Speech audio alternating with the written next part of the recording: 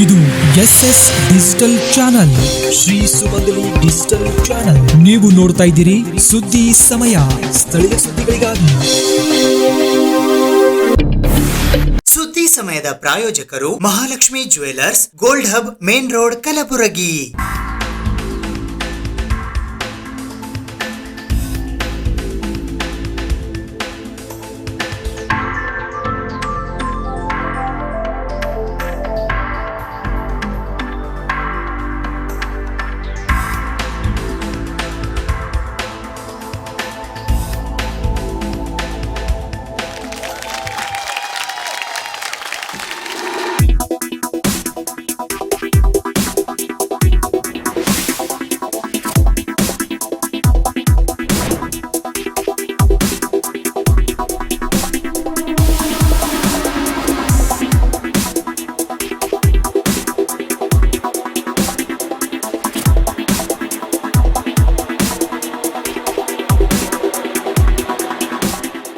Mahalakshmi jewellers, gold hub, main road, Gulbarga.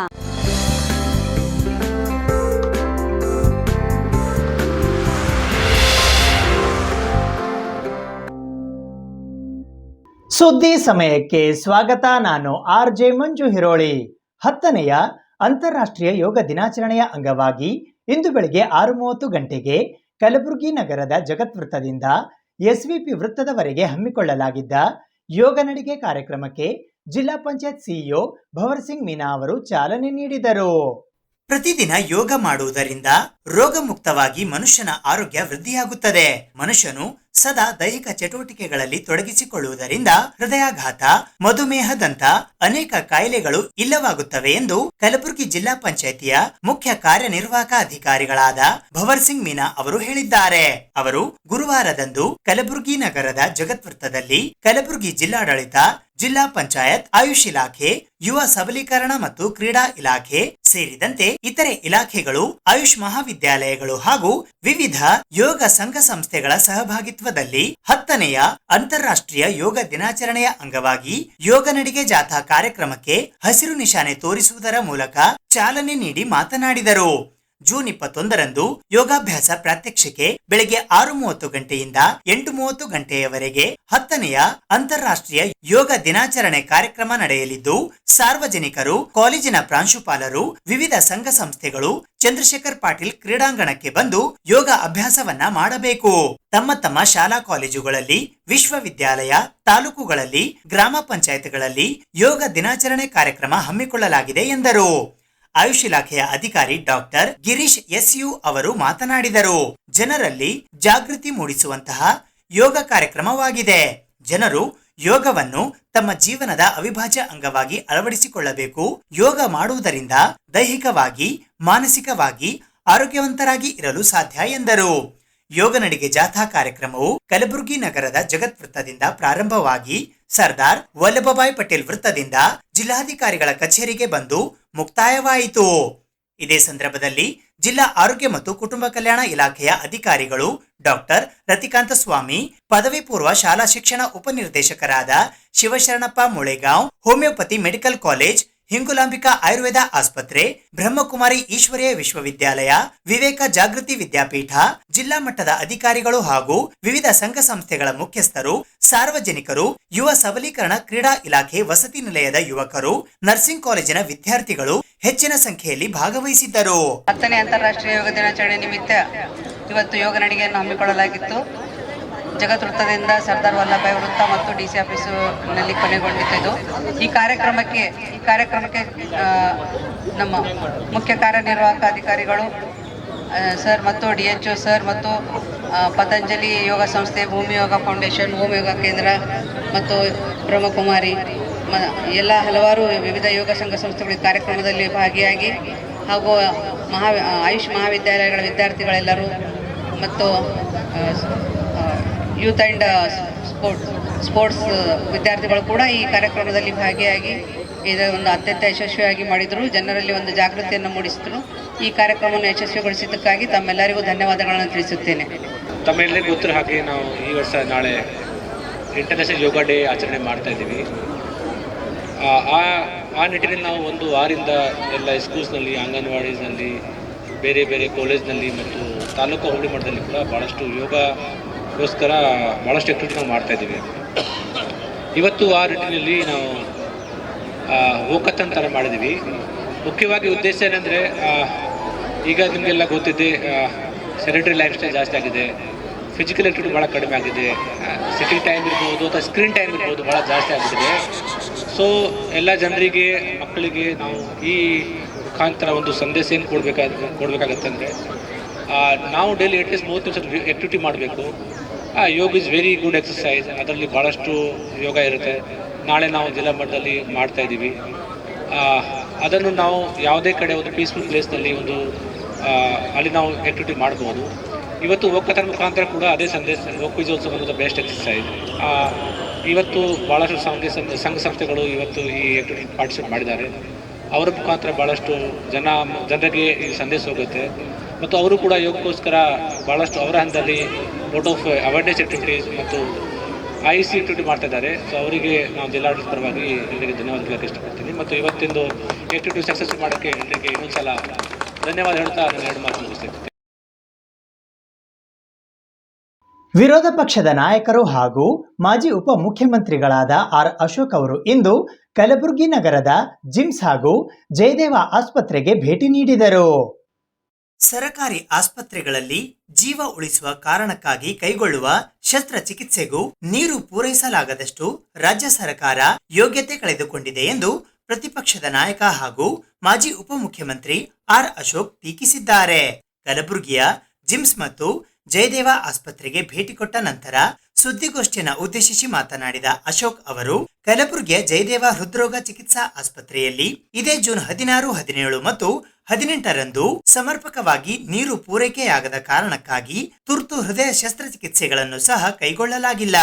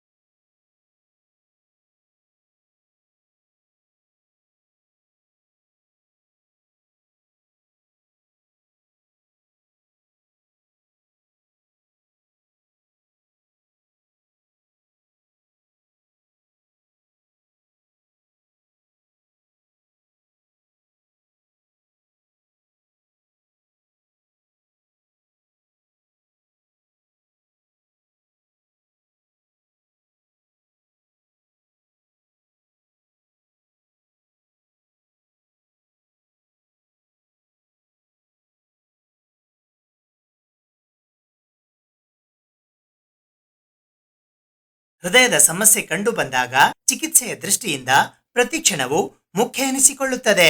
ಹೀಗಿರುವಾಗ ಈ 3 ದಿನಗಳ ಕಾಲ ತುರ್ತು ಹೃದಯ ಶಸ್ತ್ರಚಿಕಿತ್ಸೆ ಕೈಗೊಳ್ಳದೆ ಜನರ ಜೀವಗಳೊಂದಿಗೆ ಚೆಲ್ಲಾಟ ಆಡಲಾಗಿದೆ. ಆ ಮೂಲಕ ರಾಜ್ಯ ಸರ್ಕಾರ ತನ್ನ ವೈಫಲ್ಯ ಎತ್ತಿ ತೋರಿಸಿದೆ ಎಂದು ವಾಗ್ದಾಳಿ ನಡೆಸಿದರು. ಇಡೀ ದೇಶದಲ್ಲಿ ಅತ್ಯಂತ ಮುಂದುವರೆದ ರಾಜ್ಯ ಎಂಬ ಹೆಸರು ಕರ್ನಾಟಕ ರಾಜ್ಯಕ್ಕಿದೆ. ಅದರಲ್ಲೂ ದೇಶ ವಿದೇಶಗಳಿಂದ ನಮ್ಮ ಜಯದೇವ ಆಸ್ಪತ್ರೆಯಲ್ಲಿ ಚಿಕಿತ್ಸೆ ಪಡೆಯಲು ಜನರು ಬರುತ್ತಾರೆ. ಹೀಗಿರುವಾಗ ಆಸ್ಪತ್ರೆಗೆ ನೀರು ಒದಗಿಸಲು ಸಹ ದುಡ್ಡು ಇಲ್ಲದಷ್ಟು ರಾಜ್ಯ ಸರ್ಕಾರ ಪಾಪರ್ ಆಗಿದೆ ಎಂದು ವ್ಯಂಗ್ಯವಾಡಿದರು. ರಾಜ್ಯ ಸರ್ಕಾರ ಬದುಕಿದೆಯೋ ಸತ್ತಿದೆಯೋ ಗೊತ್ತಿಲ್ಲದಂತಾಗಿದೆ. ಮುಖ್ಯಮಂತ್ರಿ ಸಿದ್ದರಾಮಯ್ಯ ನೇತೃತ್ವದ ಸರ್ಕಾರಕ್ಕೆ ನೀರು ಕೊಡುವ ಯೋಗ್ಯತೆಯೂ ಇಲ್ಲದಂತಾಗಿದೆ. ವಾಸ್ತವದಲ್ಲಿ ಪೇಷಂಟ್ಗಳ ಬದಲು ರಾಜ್ಯ ಸರ್ಕಾರವೇ ಐಸಿಯು ಸೇರಿದೆ ಎಂದು ಕುಟುಕಿದರು. ಮುಖ್ಯಮಂತ್ರಿಗಳ ಮನೆಯಲ್ಲಿ ಕೆಂಪು ನೀರು ಬಂದ ಕಾರಣಕ್ಕಾಗಿ ಎಷ್ಟು ಅಧಿಕಾರಿಗಳು ಸಸ್ಪೆಂಡ್ ಆಗಿದ್ದಾರೆ ಎಂಬುದು ಎಲ್ಲರಿಗೂ ಗೊತ್ತಿದೆ. ಹೀಗಿರುವಾಗ ಕಲಬುರಗಿಯ ಜಿಮ್ಸ್ ಮತ್ತು ಜಯದೇವ ಆಸ್ಪತ್ರೆಗೆ ಎದುರಾದ ನೀರಿನ ಸಮಸ್ಯೆ ಕುರಿತಂತೆ ಎಷ್ಟು ಮಂದಿ ಸಸ್ಪೆಂಡ್ ಆಗಿದ್ದಾರೆ ಎಂದು ಅಶೋಕ್ ಪ್ರಶ್ನಿಸಿದರು. ಇಷ್ಟೆಲ್ಲ ಪರಿಸ್ಥಿತಿ ಹದಗೆಟ್ಟಿದ್ದರೂ ಮುಖ್ಯಮಂತ್ರಿ ಸಿದ್ದರಾಮಯ್ಯ ಅವರು ಅವಲೋಕನಾ ಸಭೆ ನಡೆಸಿಲ್ಲ. ಉಪಮುಖ್ಯಮಂತ್ರಿ ಡಿಕೆ ಶಿವಕುಮಾರ್ ಅವರಿಗಂತೂ ಆಗಲೇ ಚನ್ನಪಟ್ಟಣ ಉಪಚುನಾವಣೆಯ ಚಿಂತೆ ಆವರಿಸಿಕೊಂಡಿದೆ. ಹಾಗಾಗಿ ಅವರು ಚನ್ನಪಟ್ಟಣದ ಕಡೆಗೆ ಹೊರಟು ನಿಂತಿದ್ದಾರೆ ಎಂದು ಅಚ್ಚರಿ ವ್ಯಕ್ತಪಡಿಸಿದರು. ಕಲಬುರಗಿಯ ಜಿಮ್ಸ್ ಮತ್ತು ಜಯದೇವ ಆಸ್ಪತ್ರೆಗೆ ಭೇಟಿ ನೀಡಿ ಪರಿಶೀಲನೆ ನಡೆಸಬೇಕಾದ ವೈದ್ಯಕೀಯ ಶಿಕ್ಷಣ ಸಚಿವರಾದ ಡಾಕ್ಟರ್ ಶರಣಪ್ರಕಾಶ್ ಪಾಟೀಲ್ ಅವರು ಬೆಂಗಳೂರಿನ ಆಸ್ಪತ್ರೆಗಳಿಗೆ ಭೇಟಿ ನೀಡಿ ಪರಿಶೀಲನೆ ನಡೆಸಿದ್ದಾರೆ. ಈ ನಿರ್ಲಕ್ಷ್ಯದ ಕುರಿತು ಸರ್ಕಾರ ಮತ್ತು ಮುಖ್ಯ ಕಾರ್ಯದರ್ಶಿಗಳಿಗೆ ಪತ್ರ ಬರೆದು ಕ್ರಮಕ್ಕೆ ಒತ್ತಾಯಿಸುವುದಲ್ಲದೆ ಎಲ್ಲರನ್ನೂ ವಿಧಾನಸೌಧದ ಕಟಕಟೆಯಲ್ಲಿ ನಿಲ್ಲಿಸುವುದಾಗಿ ಎಚ್ಚರಿಕೆ ನೀಡಿದರು.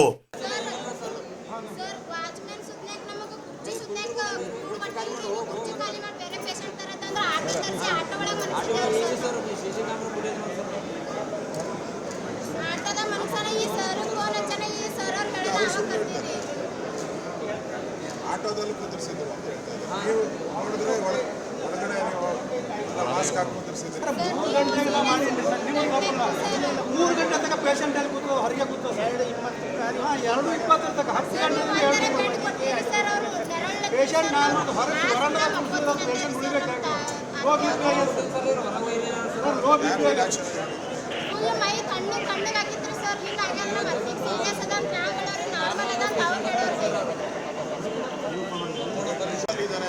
ಅಲ್ಲೇ ತಗೊಂಡೋಗಿ ಅದ್ರ ಬದಲಾಗಿ ಜನರಲ್ ಬೆಡ್ಡಲ್ಲೇ ಹಾಕಿ ಅಲ್ಲೇ ಮಾಸ್ಕ್ ಹಾಕಿದ್ರೆ ಸ್ಯಾಟಿಸ್ಫೈ ಆಗೋದು ನನ್ನಿಂದಲೇ ಸತ್ಯ ಅಂತ ಅವರ ತಲೆನೋವು ಇದೆ.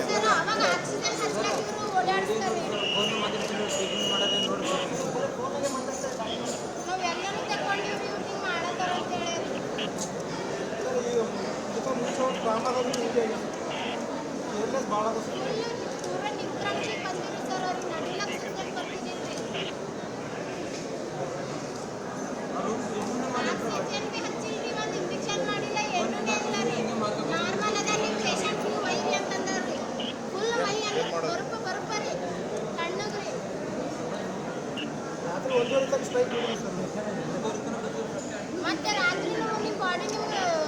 ಸರ್ಕಾರ ಇಷ್ಟೆಲ್ಲ ಖರ್ಚು ಮಾಡಿ ಈ ಥರ ಮಾಡ್ತಿರಲ್ಲ. ಎಲ್ಲರೂ ಮನುಷ್ಯರೇ, ಮಾನವೀಯತೆ ಬೇಕು. ಸರ್ಕಾರಿ ಆಸ್ಪತ್ರೆ ಅಂದರೆ ಏನು ಸಾಯೋರ್ಗ ಆಸ್ಪತ್ರೆ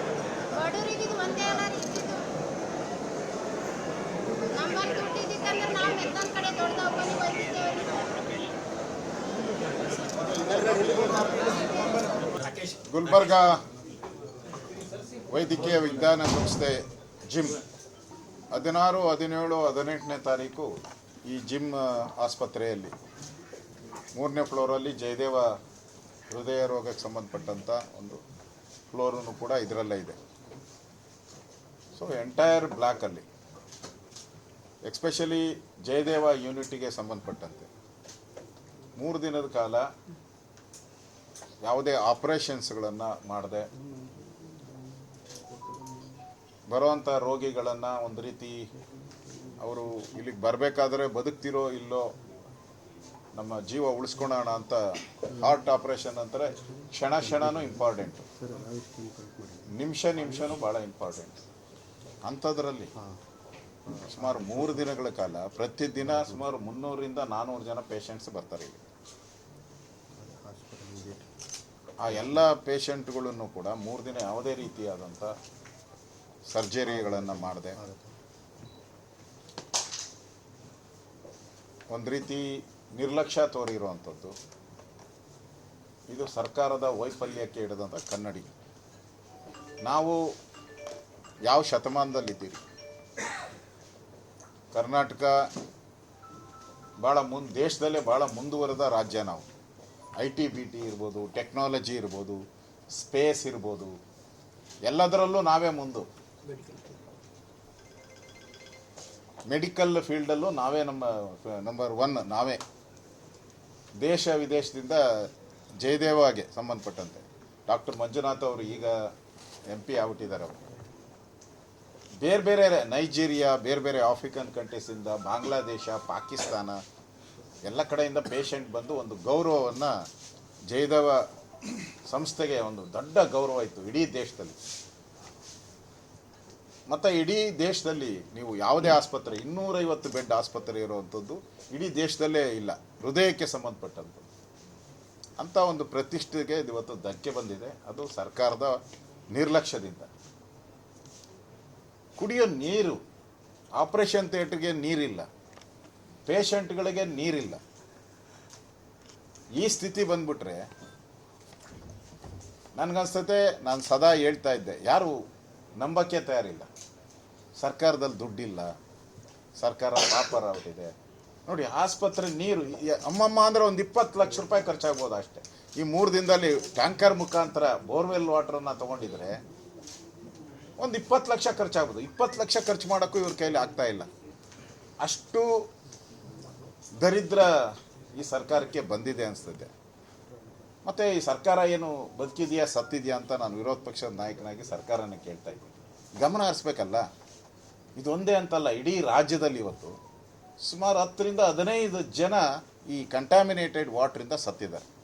ನಾನು ಸ್ವತಃ CM ಅವರ ವರ್ಣದಲ್ಲಿ ಈ ಕಂಟ್ಯಾಮಿನೇಟ್ ವಾಟ್ರಿಂದ ಸತ್ತಿದ್ದಾರೆ. ನಾನು ಮೊನ್ನೆ ತುಮಕೂರಿಗೆ ಹೋಗಿದ್ದೆ, 6 ಜನ ಸತ್ತಿದ್ದಾರೆ. ಮಂತ್ರಿಗಳ ಏರಿಯಾ, ಅದು ಮಂತ್ರಿಗಳ ಏರಿಯಾ, 6 ಜನ ಸತ್ತಿದ್ದಾರೆ. ನಾನೇ ಸ್ಪಾಟ್ಗೆ ಹೋಗಿದ್ದೇನೆ.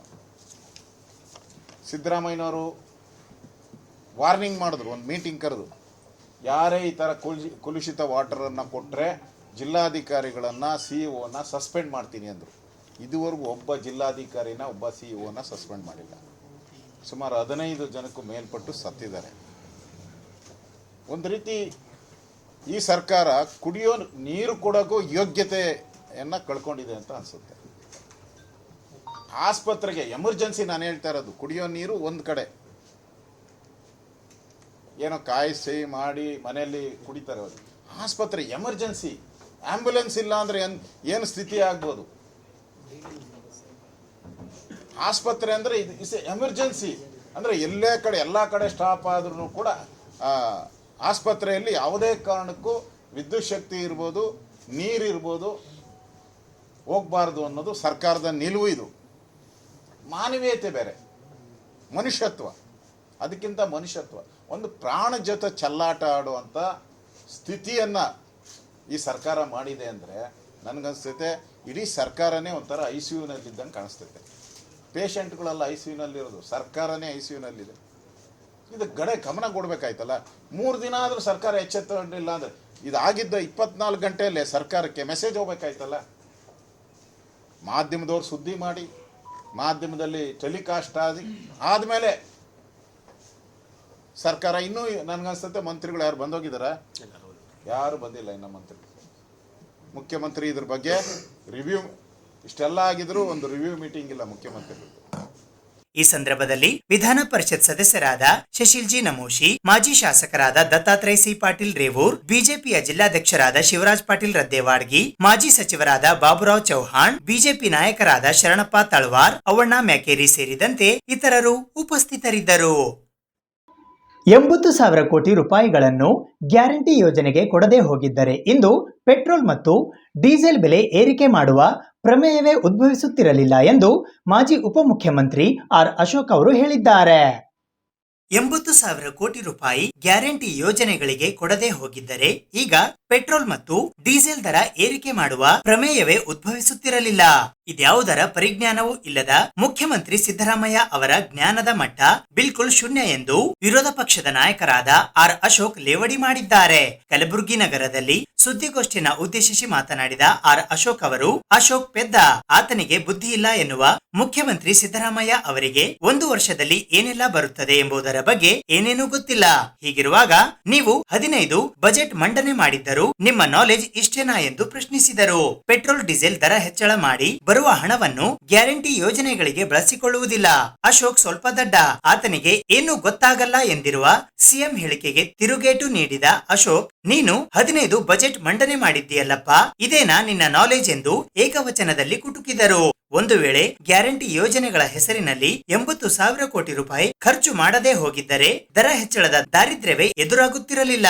ಈಗಾಗಲೇ ಪೆಟ್ರೋಲ್ ಡೀಸೆಲ್ ಮುದ್ರಾಂಕ ಶುಲ್ಕದಲ್ಲಿ ಹೆಚ್ಚಳ ಮಾಡಲಾಗಿದೆ.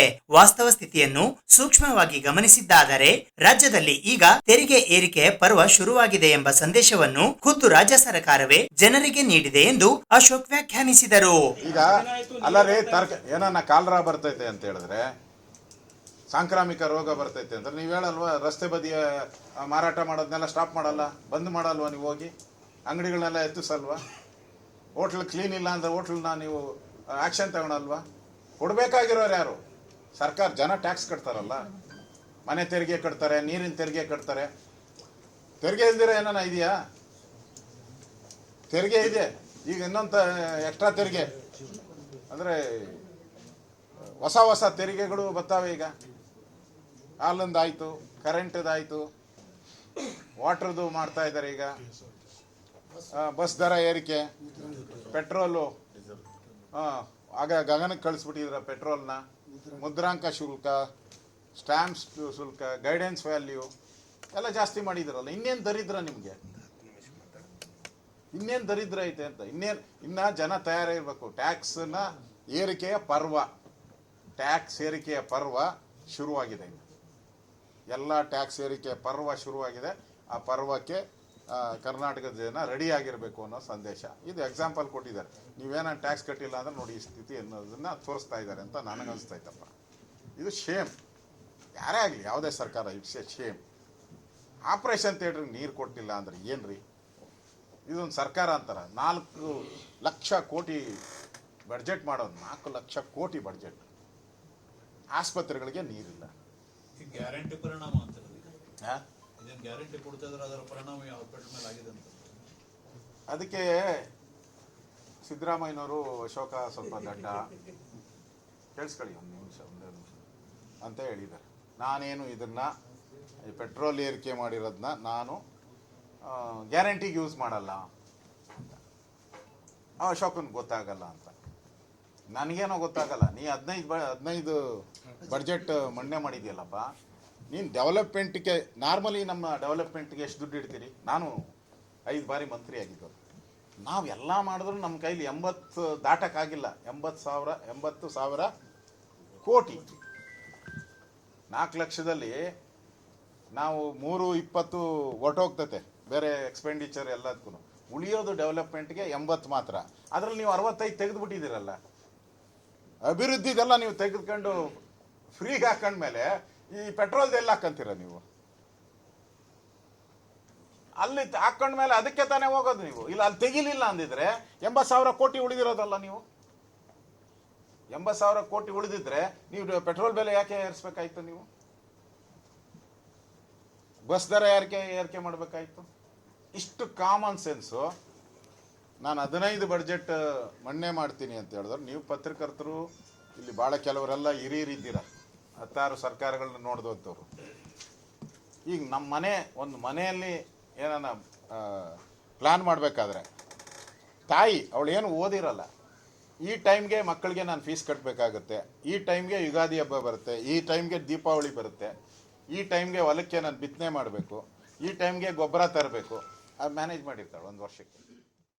ರಾಜ್ಯ ಸರ್ಕಾರ ಪೆಟ್ರೋಲ್ ಮತ್ತು ಡೀಸೆಲ್ ಬೆಲೆ ಏರಿಕೆ ಮಾಡಿರುವುದನ್ನು ಖಂಡಿಸಿ ಇಂದು ಭಾರತೀಯ ಜನತಾ ಪಕ್ಷದ ವತಿಯಿಂದ ಕಲಬುರಗಿ ನಗರದ ಸರ್ದಾರ್ ವಲ್ಲಭಭಾಯ್ ಪಟೇಲ್ ವೃತ್ತದಲ್ಲಿ ಎತ್ತಿನ ಬಂಡಿಯ ಮೇಲೆ ಪ್ರತಿಭಟನೆ ನಡೆಸಲಾಯಿತು. ರಾಜ್ಯ ಸರ್ಕಾರ ಪೆಟ್ರೋಲ್ ಡೀಸೆಲ್ ಬೆಲೆ ಏರಿಕೆ ಮಾಡಿದ್ದನ್ನು ವಿರೋಧಿಸಿ ರಾಜ್ಯಾದ್ಯಂತ ಬಿಜೆಪಿ ನಡೆಸುತ್ತಿರುವ ಪ್ರತಿಭಟನೆಯ ನಿಮಿತ್ತ ಕಲಬುರಗಿ ನಗರದಲ್ಲಿ ವಿಪಕ್ಷ ನಾಯಕ ಆರ್ ಅಶೋಕ್ ನೇತೃತ್ವದಲ್ಲಿ ಪ್ರತಿಭಟನೆ ನಡೆಸುತ್ತಿರುವ ವಿಪಕ್ಷ ನಾಯಕ ಸೇರಿದಂತೆ ಬಿಜೆಪಿಯ ನಾಯಕರನ್ನು ಬಂಧಿಸಲಾಯಿತು. ಕಲಬುರಗಿ ನಗರದ ಸರ್ದಾರ್ ವಲ್ಲಭಭಾಯ್ ಪಟೇಲ್ ವೃತ್ತದಲ್ಲಿ ಎತ್ತಿನ ಬಂಡಿಯ ಮೇಲೆ ಏರಿ ಪ್ರತಿಭಟನೆ ಮಾಡುತ್ತಿದ್ದ ಆರ್ ಅಶೋಕ್ ಸೇರಿದಂತೆ ಸ್ಥಳೀಯ ನಾಯಕರಾದ ದತ್ತಾತ್ರೇಯ ಸಿ ಪಾಟೀಲ್ ರೇವೂರ್, ಶಶಿಲ್ ಜಿ ನಮೋಶಿ, ಮಾಜಿ ಶಾಸಕರಾದ ದತ್ತಾತ್ರೇಯ ಸಿ ಪಾಟೀಲ್ ರೇವೂರ್, ವಿಧಾನ ಪರಿಷತ್ತಿನ ಸದಸ್ಯರಾದ ಶಶಿಲ್ ಜಿ ನಮೋಶಿ, ಕಲಬುರಗಿ ಮಹಾನಗರ ಪಾಲಿಕೆಯ ಪೂಜ್ಯ ಮಹಾಪೌರರಾದ ವಿಶಾಲ್ ದರ್ಗಿ, ಮಾಜಿ ಸಚಿವರಾದ ಬಾಬುರಾವ್ ಚೌಹಾಣ್, ಶರಣಪ್ಪ ತಳವಾರ್, ಬಿಜೆಪಿ ಜಿಲ್ಲಾಧ್ಯಕ್ಷರಾದ ಶಿವರಾಜ್ ಪಾಟೀಲ್ ರದ್ದೇವಾಡ್ಗಿ, ಸಂತೋಷ್ ಹಾದಿಮನಿ ಸೇರಿದಂತೆ ಹಲವರನ್ನು ಪೊಲೀಸ್ ವಾಹನಕ್ಕೆ ಹತ್ತಿಸಿದ ಪಿಐ ಶಕೀಲ್ ಅಂಗಡಿಯವರು ಪ್ರತಿಭಟನಾ ಸ್ಥಳದಿಂದ ಬೇರೆಡೆ ಕರೆದೊಯ್ದ ಘಟನೆ ನಡೆಯಿತು. ಸರಕಾರದ ವಿರುದ್ಧ ಎತ್ತಿನ ಬಂಡಿಯನ್ನು ಪ್ರತಿಭಟನೆಯಲ್ಲಿ ತಂದು ಸರಕಾರದ ವಿರುದ್ಧ ಪೆಟ್ರೋಲ್ ಡೀಸೆಲ್ ಬೆಲೆ ಏರಿಕೆ ಮಾಡಿರುವುದರಿಂದ ಸಾರ್ವಜನಿಕರು ತಮ್ಮ ವಾಹನಗಳನ್ನು ಬಿಟ್ಟು ಅನಿವಾರ್ಯವಾಗಿ ತಮ್ಮ ದಿನನಿತ್ಯದ ಕೆಲಸಕ್ಕೆ ಎತ್ತಿನ ಬಂಡಿ ಟಾಂಗಾ ಬಳಕೆ ಅನಿವಾರ್ಯವಾಗಲಿದೆ ಎಂದು ಟಾಂಗ್ ನೀಡಿದರು. ಈ ಪ್ರತಿಭಟನೆಯಲ್ಲಿ ಬಿಜೆಪಿಯ ಕಾರ್ಯಕರ್ತರು ಮತ್ತು ಮುಖಂಡರು ಭಾಗವಹಿಸಿದ್ದರು. ಸಿದ್ದರಾಮಯ್ಯನವರು ಹಿಂದೆ ವಿರೋಧ ಪಕ್ಷದ ನಾಯಕರಾಗಿದ್ದಾಗ ನಾವು ಪೆಟ್ರೋಲ್ ಬೆಲೆ ಏರ್ಸಲ್ಲ, ಡೀಸೆಲ್ ಬೆಲೆ ಏರ್ಸಲ್ಲ, ಕರೆಂಟ್ ಬೆಲೆ ಏರ್ಸಲ್ಲ, ನೀರಿನ ಬೆಲೆ ಏರ್ಸಲ್ಲ, ಹಾಲಿನ ಬೆಲೆ ಏರ್ಸಲ್ಲ ಅಂತೇಳಿ ಸುಳ್ಳು ಆಶ್ವಾಸನೆಯನ್ನ ಕೊಟ್ಟು ಅಧಿಕಾರಕ್ಕೆ ಬಂದು ಒಂದೇ ವರ್ಷದಲ್ಲಿ ಎಲ್ಲ ಬೆಲೆಗಳನ್ನ ಏರಿಸಿದ್ದಾರೆ. ಹಾಲಿನ ಬೆಲೆ 3 ರೂಪಾಯಿ ಏರಿಸಿದ್ರು. ರೈತರಿಗೆ ಸುಮಾರು 800 ಕೋಟಿ ಸಬ್ಸಿಡಿ ಹಣ ಕೊಡಬೇಕಾಯಿತು, ಹಾಲಿನ ಸಬ್ಸಿಡಿ ಕೊಟ್ಟಿಲ್ಲ. ಸ್ಟ್ಯಾಂಪ್ ಡ್ಯೂಟಿ ಜಾಸ್ತಿ ಮಾಡಿದ್ರು, ಗೈಡೆನ್ಸ್ ವ್ಯಾಲ್ಯೂ ಜಾಸ್ತಿ ಮಾಡಿದ್ರು, ಎಲೆಕ್ಟ್ರಿಕ್ ಚಾರ್ಜಸ್ ಜಾಸ್ತಿ ಮಾಡಿದ್ರು. ಮಕ್ಕಳಿಗೆ ಪುಸ್ತಕ ಕೊಡಕ್ಕೂ ಹತ್ರ ದುಡ್ಡಿಲ್ಲ. ಶಾಲೆ ಪ್ರಾರಂಭವಾಗಿ 1 ತಿಂಗಳಾಗಿದೆ, ಇನ್ನೂ ಹಲವಾರು ಶಾಲೆಗಳಿಗೆ ಪಠ್ಯ ಪುಸ್ತಕನೇ ಮತ್ತೆ ಸಂಬಳ ಕೊಡಕ್ಕೂ ಈ ಸರ್ಕಾರದಲ್ಲಿ ಯೋಗ್ಯತೆ. ಮಾತೆತ್ತಿದ್ರೆ ಫ್ರೀ ಕೊಟ್ಟಿದ್ದೀನಿ, 2000 ಕೊಟ್ಟಿಲ್ವಾ ಅಂತ ರೋಪ್ಗಳಾಗ್ತವೆ. ಕಾಂಗ್ರೆಸ್ಸಿನ ಮಂತ್ರಿಗಳು 2000 ಕೊಟ್ಟಿದ್ದೀನಿ ಅಂತೇಳಿ ಧಮಕಿ ಹಾಕೋದು ಬಿಟ್ರೆ, ಜನಗಳಿಗೆ ತೆರಿಗೆ ಹಾಕಿ ಜನದ ದುಡ್ಡನ್ನ ಕಿತ್ಕೊಂಡು ಜನಕ್ಕೆ ಕೊಡುವಂತ ಸ್ಕೀಮ್ ಅನ್ನ ತಂದಂತವ್ರು. ನಾವು ಬಸ್ ದರವನ್ನ ನಮ್ಮ ಸರ್ಕಾರ ಇದ್ದಾಗ 3.5 ವರ್ಷನೂ ಏರ್ಸಿಲ್ಲ. ನಾವು ಈಗ ಬಸ್ ದರ ಏರ್ಸಕ್ ಕೊಟ್ಟಿದ್ದಾರೆ. ನಾವಿದ್ದಾಗ ಹಾಲಿನ ದರ ಏರ್ಸಿರ್ಲಿಲ್ಲ, ನಾವು ಇವ್ರು ಹಾಲಿನ ದರ ಏರ್ಸಿದ್ದಾರೆ. ಗೈಡೆನ್ಸ್ ವ್ಯಾಲ್ಯೂ ನಾವು ಕಡಿಮೆ ಮಾಡಿದ್ರಿ, 10% ಕಡಿಮೆ ಮಾಡಿದ್ರಿ. ಇವ್ರು 400% ಜಾಸ್ತಿ ಮಾಡಿದ್ದಾರೆ. ಅಂದ್ರೆ ಇವ್ರು ಬಂದ ತಕ್ಷಣ ಬೆಲೆ ಏರಿಕೆಯ ಯುಗ ಪ್ರಾರಂಭ ಆಗಿದೆ ಕರ್ನಾಟಕದಲ್ಲಿ. ಇನ್ನು ಮುಂದೆ ಬೆಲೆ ಏರಿಕೆ ಯುಗ, ಸಿದ್ದರಾಮಯ್ಯನವರ ಯುಗ, ಬೆಲೆ ಏರಿಕೆ ಯುಗ. ಇವ್ರ ಯೋಗ್ಯತೆಗೆ, ಕಾಂಗ್ರೆಸ್ ಅವರ ಯೋಗ್ಯತೆಗೆ ಪೆಟ್ರೋಲ್ ಡೀಸೆಲ್ ಬೆಲೆ ಏರಿಕೆ ಮಾಡುವಾಗ ಜ್ಞಾನ ಇರ್ಬೇಕಾಯ್ತಲ್ಲ ಇವ್ರಿಗೆ. ಪೆಟ್ರೋಲ್ ಏರಿಕೆ ಮಾಡಿದ್ರೆ ಸಿಮೆಂಟ್ ಬೆಲೆ ಜಾಸ್ತಿ ಆಗುತ್ತೆ, ಪೆಟ್ರೋಲ್ ಏರಿಕೆ ಮಾಡಿದ್ರೆ ನೀವು ಕಬ್ಬಿಣದ ಬೆಲೆ ಜಾಸ್ತಿ ಆಗುತ್ತೆ, ಪೆಟ್ರೋಲ್ ಏರಿಕೆ ಮಾಡಿದ್ರೆ ತರಕಾರಿ ಬೆಲೆ ಜಾಸ್ತಿ ಆಗುತ್ತೆ, ರೇಷನ್ ಬೆಲೆ ಜಾಸ್ತಿ ಆಗುತ್ತೆ, ಬಸ್ ದರ ಏರಿಕೆ ಮಾಡ್ತಾರೆ. ಈಗ ಟ್ರಾವೆಲಿಂಗು ಜಾಸ್ತಿ ಆಗುತ್ತೆ, ಓಡಾಟ ಮಾಡೋಕ್ಕೂ ಬಸ್ಸಲ್ಲಿ ಜಾಸ್ತಿ ಆಗುತ್ತೆ, ಆಟೋದಲ್ಲಿ ರೇಟ್ ಜಾಸ್ತಿ ಮಾಡ್ತಾರೆ. ಅಂದ್ರೆ ಎಲ್ಲ ವಸ್ತುಗಳು ಇವತ್ತು ಗಗನಕ್ಕೆ ಏರ್ತದೆ. ಈ ಕಾಮನ್ ಸೆನ್ಸು 15 ಬಡ್ಜೆಟ್ ಮಂಡನೆ ಮಾಡಿದ್ದೀನಿ ಅಂತ ಹೇಳ್ತಾರಲ್ಲ ಸಿದ್ದರಾಮಯ್ಯನವ್ರಿಗೆ ಇರ್ಲಿಲ್ಲ. ಇವರೊಬ್ಬ ಸಮರ್ಥ ಫೈನಾನ್ಸ್ ಮಿನಿಸ್ಟರ್ ಆಗಿದ್ರೆ ಬಡ್ಜೆಟ್ ಮಾಡೋವಾಗೆ ಇದನ್ನ ಘೋಷಣೆ ಮಾಡ್ಬೇಕಾಯ್ತು. ಯಾಕಂದ್ರೆ ಒಂದು ವರ್ಷದಲ್ಲಿ ಏನೇನು ಆಗ್ಬೋದು, ಲಾಸ್ ಎಷ್ಟು, ಗೇನ್ ಎಷ್ಟು, ಖರ್ಚೆಷ್ಟು, ಎಲ್ಲವನ್ನ ಲೆಕ್ಕ ಮಾಡುವಂಥದ್ದು ಒಬ್ಬ ಫೈನಾನ್ಸ್ ಮಿನಿಸ್ಟರ್ ಕರ್ತವ್ಯ, ಅಧಿಕಾರಿಗಳ ಕರ್ತವ್ಯ. ಯಾಕೆ ಜ್ಞಾನ ಇರ್ಲಿಲ್ವಾ ಅವಾಗ ನಿಮ್ಗೆ? ಏನ್ ಮಣ್ಣು ತಿಂತಾ ಇದ್ರ ಅವಾಗ ನೀವು? ಇಷ್ಟು ಕಡಿಮೆ ಆಗುತ್ತೆ ನಮ್ಮ ಬಡ್ಜೆಟ್ ಅಂತ ಅಭಿವೃದ್ಧಿ ಅಂತ ಹೇಳ್ತೀರಾ. ಅಭಿವೃದ್ಧಿಗಿದ್ದಿದ್ದ ಹಣ ಎಲ್ಲ ಫ್ರೀಗೆ ತಗೊಂಡಿದ್ದೀರಲ್ಲ ನೀವು. ಅಭಿವೃದ್ಧಿಗಿದ್ದಿದ್ದ ಹಣನ ಸುಮಾರು 80-90 ಸಾವಿರ ಕೋಟಿ ರೂಪಾಯಿ ಹಣವನ್ನ ನೀವು ಫ್ರೀಗೆ ತಗೊಂಡ್ಬಿಟ್ಟಿದ್ದೀರಾ, 65,000 ಕೋಟಿನ. ಈಗ ಅಭಿವೃದ್ಧಿಗೆ ಹಣ ಇಲ್ಲ. MLA ದಂಗೆ ಹೇಳ್ತಾ ಇದ್ದಾರೆ, ನಿಮ್ ಪಾರ್ಟಿ MLA, ಕಾಂಗ್ರೆಸ್ಸಿನ MLA ರೋಡಲ್ಲಿ ಕಾಕರಿಸಿ ಉಗಿತಾ ಇದ್ದಾರೆ. ನಾನು 1 ವರ್ಷ 1 ತಿಂಗಳಾಯ್ತು, ಒಂದು ಅಭಿವೃದ್ಧಿ ಕಾರ್ಯ ಮಾಡಿಲ್ಲ, ನಾನು ಏನ್ MLA ಆಗಿರ್ಬೇಕು ಅಂತ ಹೇಳಿ ನಿಮ್ ಗುಲ್ಬರ್ಗ ಭಾಗದಲ್ಲಿ, ರಾಯಚೂರು ಭಾಗದಲ್ಲಿ, ಬೀದರ್ ಭಾಗದಲ್ಲಿ ಇರೋ MLAಗಳು, ಕಾಂಗ್ರೆಸ್ MLAಗಳೇ ಈ ಸರ್ಕಾರಕ್ಕೆ ಚೀಮಾರಿ ಆಗ್ತಾ ಇದ್ದಾರೆ. ಸಿದ್ದರಾಮಯ್ಯನವರು ಒಂಥರ ನಿದ್ದೆರಾಮಯ್ಯ ಆಗೋಗ್ಬಿಟ್ಟಿದ್ದಾರೆ. ಏನ್ ನಡೀತೈತೆ ಗೊತ್ತಾಗದೇ ಇಲ್ಲ ಅವ್ರಿಗೆ. ಅರಳೋ ಮರಳೋ ಅನ್ನೋ ಸ್ಥಿತಿಗೆ ಸಿದ್ದರಾಮಯ್ಯನವರು ಬಂದ್ಬಿಟ್ಟಿದ್ದಾರೆ. ಒಂಥರ ಅರಳು ಮರಳು ವಯಸ್ಸು ಆಗೋಗ್ಬಿಟ್ಟಿದೆ ಅವ್ರಿಗೆ. 75 ದಾಟ್ಬಿಟ್ಟಿದೆ. ಅರಳೋ ಮರಳೋ ಅಧಿಕಾರಿಗಳು ಆಡಿದ್ದೆ ಆಟ, ಪಾಡಿದ್ದೆ ಪಾಠ. ಇವತ್ತು ನಾನು ಬಂದಿದ್ದೀನಿ, ಆಸ್ಪತ್ರೆಗೆ ಹೋಗಿದ್ದೇನೆ, ನೀರಿಲ್ಲ. ಆಪರೇಷನ್ ಥಿಯೇಟರ್ಗೆ ನೀರಿಲ್ಲ, ಕುಡಿಯಕ್ಕಲ್ಲ ರೀ, ಆಪರೇಷನ್ ಥಿಯೇಟರ್ಗೆ ನೀರಿಲ್ಲ. 3 ದಿನ ನೀರಿಲ್ಲ. ಈ ಸರ್ಕಾರ ಬದುಕಿದ್ರೆ ಎಷ್ಟು, ಸತ್ರೆ ಎಷ್ಟು? ಇವ್ರ ಯೋಗ್ಯತೆಗೆ, ಆಸ್ಪತ್ರೆಗೆ ನೀರು ಕೊಡಕ್ ಯೋಗ್ಯತೆ ಇಲ್ಲ ಅಂದ್ರೆ ಈ ಸರ್ಕಾರ ಯಾಕೆ ಬದುಕಿರ್ಬೇಕು? ಇಂಥ ಒಂದು ದುಷ್ಟ ಸರ್ಕಾರವನ್ನ ಕರ್ನಾಟಕದ ಇತಿಹಾಸದಲ್ಲಿ ನೋಡಕ್ ಸಾಧ್ಯನೇ ಇಲ್ಲ. ಲೂಟಿ, ಎಲ್ಲ ಕಡೆ ಲೂಟಿ ಲೂಟಿ ಲೂಟಿ ಹೊಡೆಯುವಂತ ಸರ್ಕಾರ ಇದೆ. ಒಂದು ಅಭಿವೃದ್ಧಿ ಕಾರ್ಯನೂ ಮಾಡಿಲ್ಲ. ಇವತ್ತು ತೆರಿಗೆಯನ್ನ, ಪೆಟ್ರೋಲ್ ಡೀಸೆಲ್ ಏರಿಕೆಯನ್ನ ಮಾಡಿ ಊಟ ಮಾಡಕ್ಕೂ ಕಷ್ಟ ಇರೋ ಕುಟುಂಬಗಳಿಗೆ ಇವತ್ತು ಬೆಲೆ ಏರಿಕೆ ಬಿಸಿ ಇತ್ತು. ಊಟ ಮಾಡಕ್ಕೂ ಕಷ್ಟ, ಅವರು ಬದುಕೋದಕ್ಕೂ ಕಷ್ಟ. ಇವತ್ತು ಯಾರೋ ಒಬ್ಬ ಕೂಲಿ ಮಾಡೋನು ಒಂದು ಮೊಬೈಲ್ ಇಟ್ಕೊಂಡಿರ್ತಾನೆ, ಒಂದು TVS ಇಟ್ಕೊಂಡಿರ್ತಾರೆ, ಒಂದು ಆಟೋ ರಿಕ್ಷಾ ಓಡ್ತಾರೆ, ಒಂದು ಟ್ಯಾಕ್ಸಿ ಓಡಿಸ್ತಾ ಇರ್ತಾರೆ. ಅವ್ರ ಜೀವನದ ಮೇಲೆಲ್ಲ ಕಲ್ಲಾಕ್ಬಿಟ್ರೆ ಸಿದ್ದರಾಮಯ್ಯನವರು. ಬದುಕುವಂತ ಹಕ್ಕನ್ನೇ ತೆಗೆದುಬಿಟ್ಟಿದ್ದಾರೆ ಸಿದ್ದರಾಮಯ್ಯನವರು. ಇಂಥ ಒಂದು ಮಾನಗೆಟ್ಟ ಸರ್ಕಾರ ಇವತ್ತು ಕರ್ನಾಟಕದಲ್ಲಿದೆ. ಮಾತೆತ್ತರೆ ನಾನೇನೋ ದೊಡ್ಡ ಫೈನಾನ್ಸ್ ಮಿನಿಸ್ಟ್ರು ಅಂತಾರೆ. ಇದೇನಾ ನಿಮ್ ಫೈನಾನ್ಸ್ ಮಿನಿಸ್ಟ್ರು? ಬೆಲೆ ಏರಿಕೆ ಮಾಡಿ ನೀನ್ ಫ್ರೀ ಕೊಡಕ್ಕೆ ನೀನ್ ಯಾಕ್ರಿ ಬೇಕು? ಯಾರೋ ದಾರೆಗೆ ಹೋಗೋ ದಾಸಯ್ಯನ್ ಕೊಟ್ರು ಅವನೇ ಮಾಡ್ಬಿಡ್ತಾನೆ.